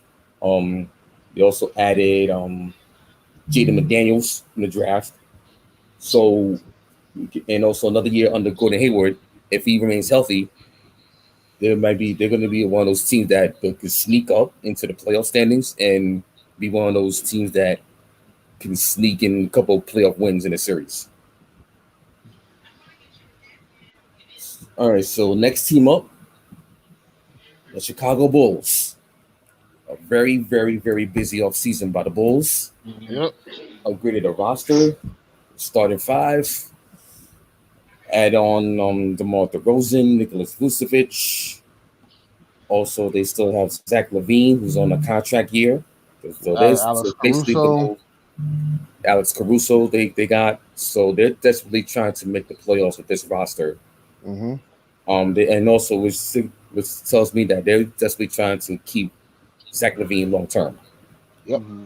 So your I thoughts? I see this team being in the middle of the pack. Especially like you mentioned, like they did a lot of stuff this free to see. One of them was, fan favorite of the Lakers, Alex Caruso. Like that's a good pickup for them, and also still having Kobe White as well too. Pretty much got two dogs on the team at the guard position. I'm just My question is just the pairing between DeMar DeRozan and Zach Levine. Like, you got two dudes who both need the ball in their hands to score.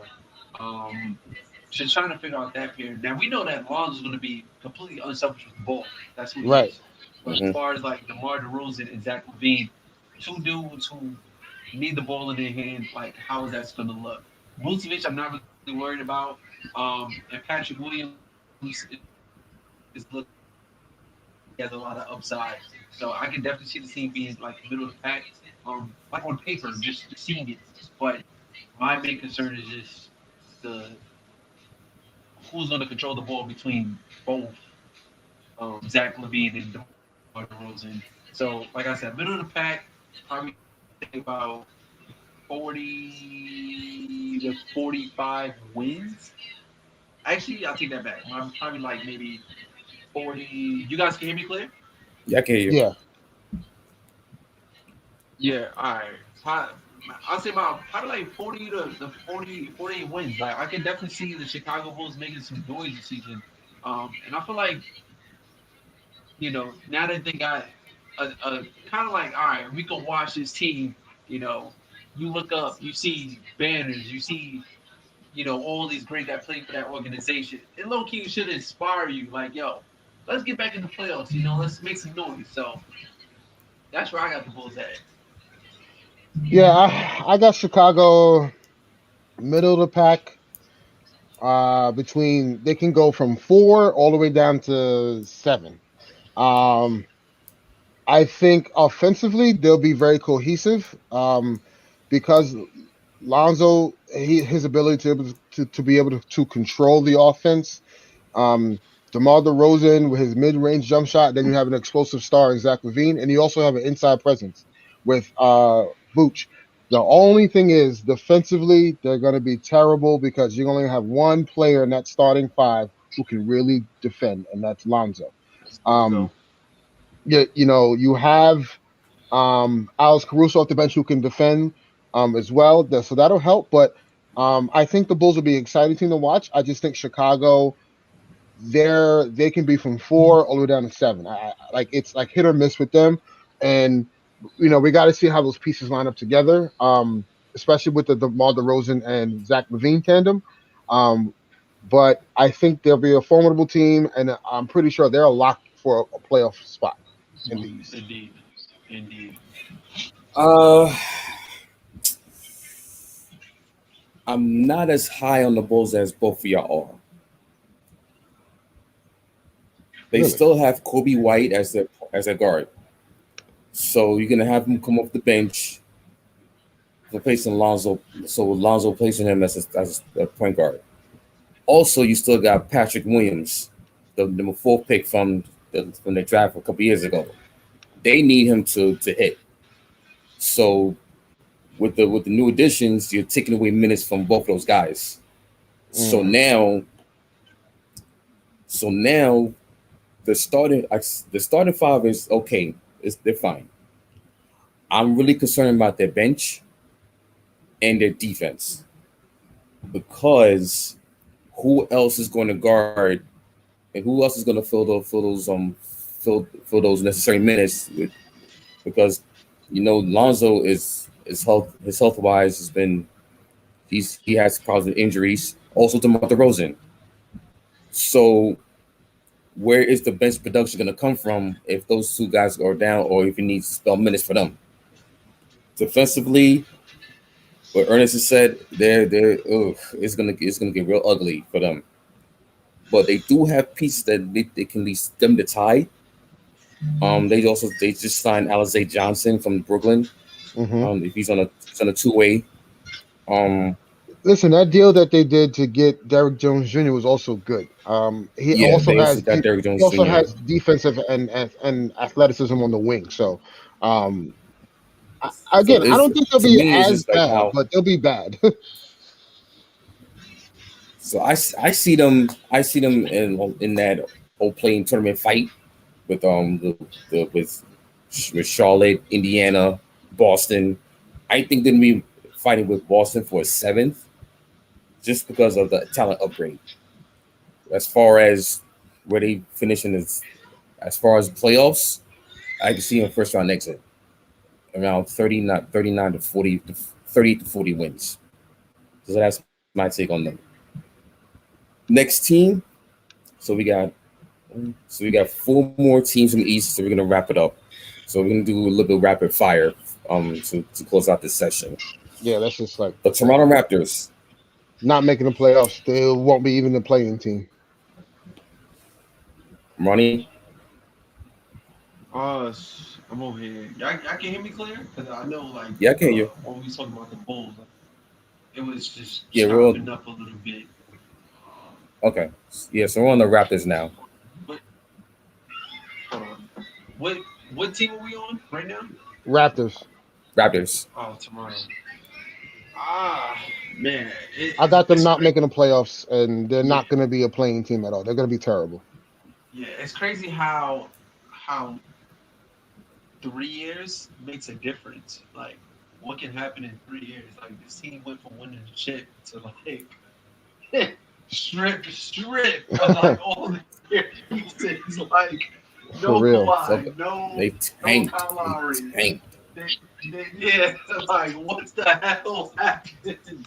But I mean, you know, I feel like we should have all understood that like their championship window was just that 1 year when they had Kawhi. Like, they should have knew what they was up against. When they got Kawhi on the team. Nothing further. I feel like they could have. They try to make Pascal like the guy. He's very skilled, but I don't know. Sometimes watching can be a bit frustrating. You know what I mean? Like, the dude is talented, but like, come on, you gotta show me something, especially when the whole team is like depending on you now. But not making the playoffs, also like middle of the pack when it comes to like the draft and stuff like that. That's my take on Toronto on the North. So I got them just outside the play-in lottery team. Got them finishing around 11th and 12th. 34 to 32, 34 wins. They're in rebuild mode. Um, Masai Ujiri, I think Masai has something up his sleeve going down the road the next 2 years. I think he's rebuilding now to get young pieces to rebuild for 2025, because that's when the next crop of 2024, 2025, that's when the next crop of free agents, big time free agents, are going to be available. So Hmm. so I see them stemming the tide, tanking, getting top picks, and then using that collateral to get to make a play for the major free agents in 2023, 2024, 2025. So this year, lottery just outside of the playing tournament, 32 to 34 wins. All right, so next team, Cleveland Cavaliers. um, Land of the yeah. Evan Mobley's going to be really good for them. I think his ceiling is Anthony Davis ish. Um, Yep. I just think are they the only team? I mean, probably besides the Lakers, who are going to run a two big man lineup with with Seems like Jared it. Allen and Evan Mobley, right? And then you It still got seems like it. you got Laurie Marketing and Kevin Love. Like, I don't know what they're doing in Cleveland. Um, but I don't know, man. I think they're not going to make the playoffs. They're not going to be really good. I they're going to trade Colin Sexton. That's happening. We just don't know where and when. And yeah, I don't know. Yeah, I'm not sold or no, nor am I excited to see the Cleveland Cavaliers. Yeah. On these sides, not making the playoffs, pretty much the same thing they did. Probably a little bit better. Like let's say about 25 wins. They won 22 games last season, so about 3 more wins. Probably like between 20 and 30. Like Ernest said, Evan Mobley's gonna have a really, really good season. Um, and like I said, the land of the big men. Like we don't know what's up with Kevin Love. He most likely end up being traded to like a contender or somebody. But yeah, I just have no expectations of the Cavaliers. It's going to be fun to watch Evan Mobley, fun to watch Jared Allen, but outside of that, it's just like whatever. So Mm-hmm. Uh, Same with you guys. Lottery team, 30 wins. Um, they did upgrade they signed Ricky Rubio. Um, what does that mean for Colin Sexton? He's been on the trading block since June. So the only time we saw when he gets traded, Kevin Love, they're saying that they're not trying to buy him out. I'm not buying it. Yeah, Like I'm not buying it. It he's doesn't not matter how much money he's he wants to give up. like That's all that is. basically it's basically a ploy to like to not get him to pay his rest of the salary. So I think he's out. He's been done since last year. I think Um, I think he winds up being a Laker via buyout. it, Only it, because he's from LA. UCLA, the Lakers have a roster spot open. And then I yeah. think they might lose Marcus All. I just feel like Kevin Love the writing's on the wall for that. But hmm But Evan Mobley, he's gonna be a stud. So looking forward to seeing him develop and really be one of the top rookies in this year. Um, Other than that, it's just 30 wins, maybe 25. 30 wins might be kind of high for this team. I, yeah, I see maybe 25 to 29 wins, just because of the roster, and they just don't have. They're not even there yet as a playoff contender. Um, Last two teams, the Orlando Magic. I, They do have Jalen Suggs. So, and other than that, they still got Jonathan Isaacs. Um, they still got what's his name? Markel Fultz. yeah, they'll be entertaining to watch. Young team. Who knows? I'm interested to see Mo Bamba's development. Um, but I don't expect really nothing from them either. Like Um, playing team, no. Lottery team, yes. I would say they win no more than 28 games. hmm, 28 games. Okay. Um, They're going to be really bad. I'm kind of interested to see how this dynamic of Jalen Suggs and Cole Anthony works out because they got lucky in the draft by the Raptors not selecting Jalen Suggs, so they lucked into selecting him. So now you Right. got Cole. Also, you got Cole Anthony, R.J. Hampton, um, and Markel Fultz. So they Right. got a glut. They got a glut as in the starting point guard rotation. Um, Also, they still got Gary Harris from the trade last year, and also Michael Carter Williams. So they got a large him at the guard rotation. Who gets moved? I don't know. I'm hearing Markel Fultz in the trading rumors. Terrence Ross, he's also in the trading block. Uh, they also got a new coach, I believe. Mm-hmm. I forget it. I forget the name. I gotta look them up. But yeah, lottery team. Can they push for a playing tournament spot? I don't know. 30 wins, maybe 30 to 32 wins. That may be too high of a watermark. It might be a little. That might be a little push, but they'll be one of the bottom teams in the East just because of the way their roster is constructed, the talent. They do have a lot of young talent, but it's a glut at the point at the guard rotation. Yeah. And I don't think they don't have enough in the front court. They only got Robert Lopez as a starting center, and I don't know who their part and their power forward. Um, who's their power forward? Because Jonathan Isaac. Jonathan Isaac. Okay, Yeah, he's so hurt. I don't know how and he's he's gonna and look when he and gets I think back. he's hurt. So I'm not sure about them. Lottery team, yes. Playing tournament. If somehow if they can It's gonna muster take a enough, it's gonna take a it miracle. is going to take a miracle. It's going to take a miracle for them to. They did Yeah. finish with the second worst record in the East, so yeah, it's more of a lottery team for me.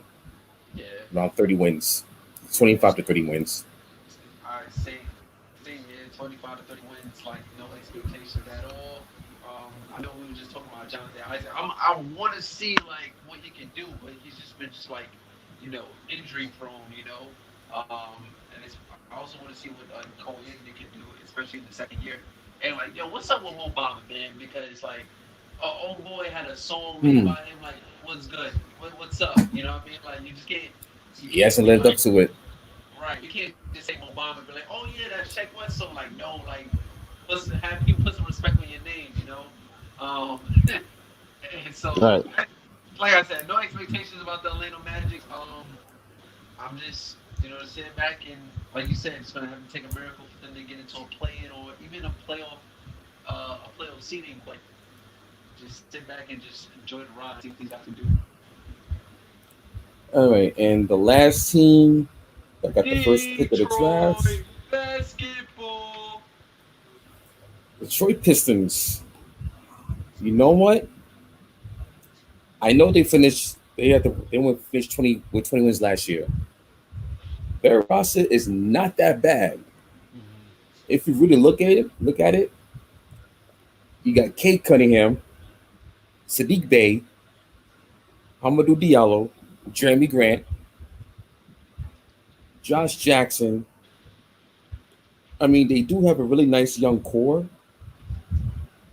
Also, they signed Kelly Olynyk. So, will this team be? Will this team have enough to be in a playing team? No, but they'll be really really entertaining to watch, especially Yeah. with Kate Cunningham as a starting point guard, and I with see that. the young core and Dwayne Casey.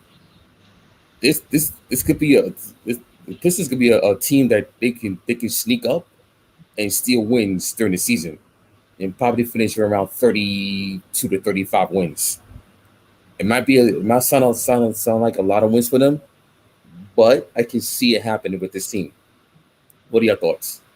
I see them uh, around like pretty much like 30. I think 35 wins like a little too much. Kind of like peaking out of the playoffs. Probably like maybe uh 10th or 11th seeding. Um, I think Cave is like in for a really really good year. Um, and I feel like Jeremy Grant he gotta prove some people because when he went to Detroit last year, we was all like what? Like we was all concerned whether he could be the guy on the team.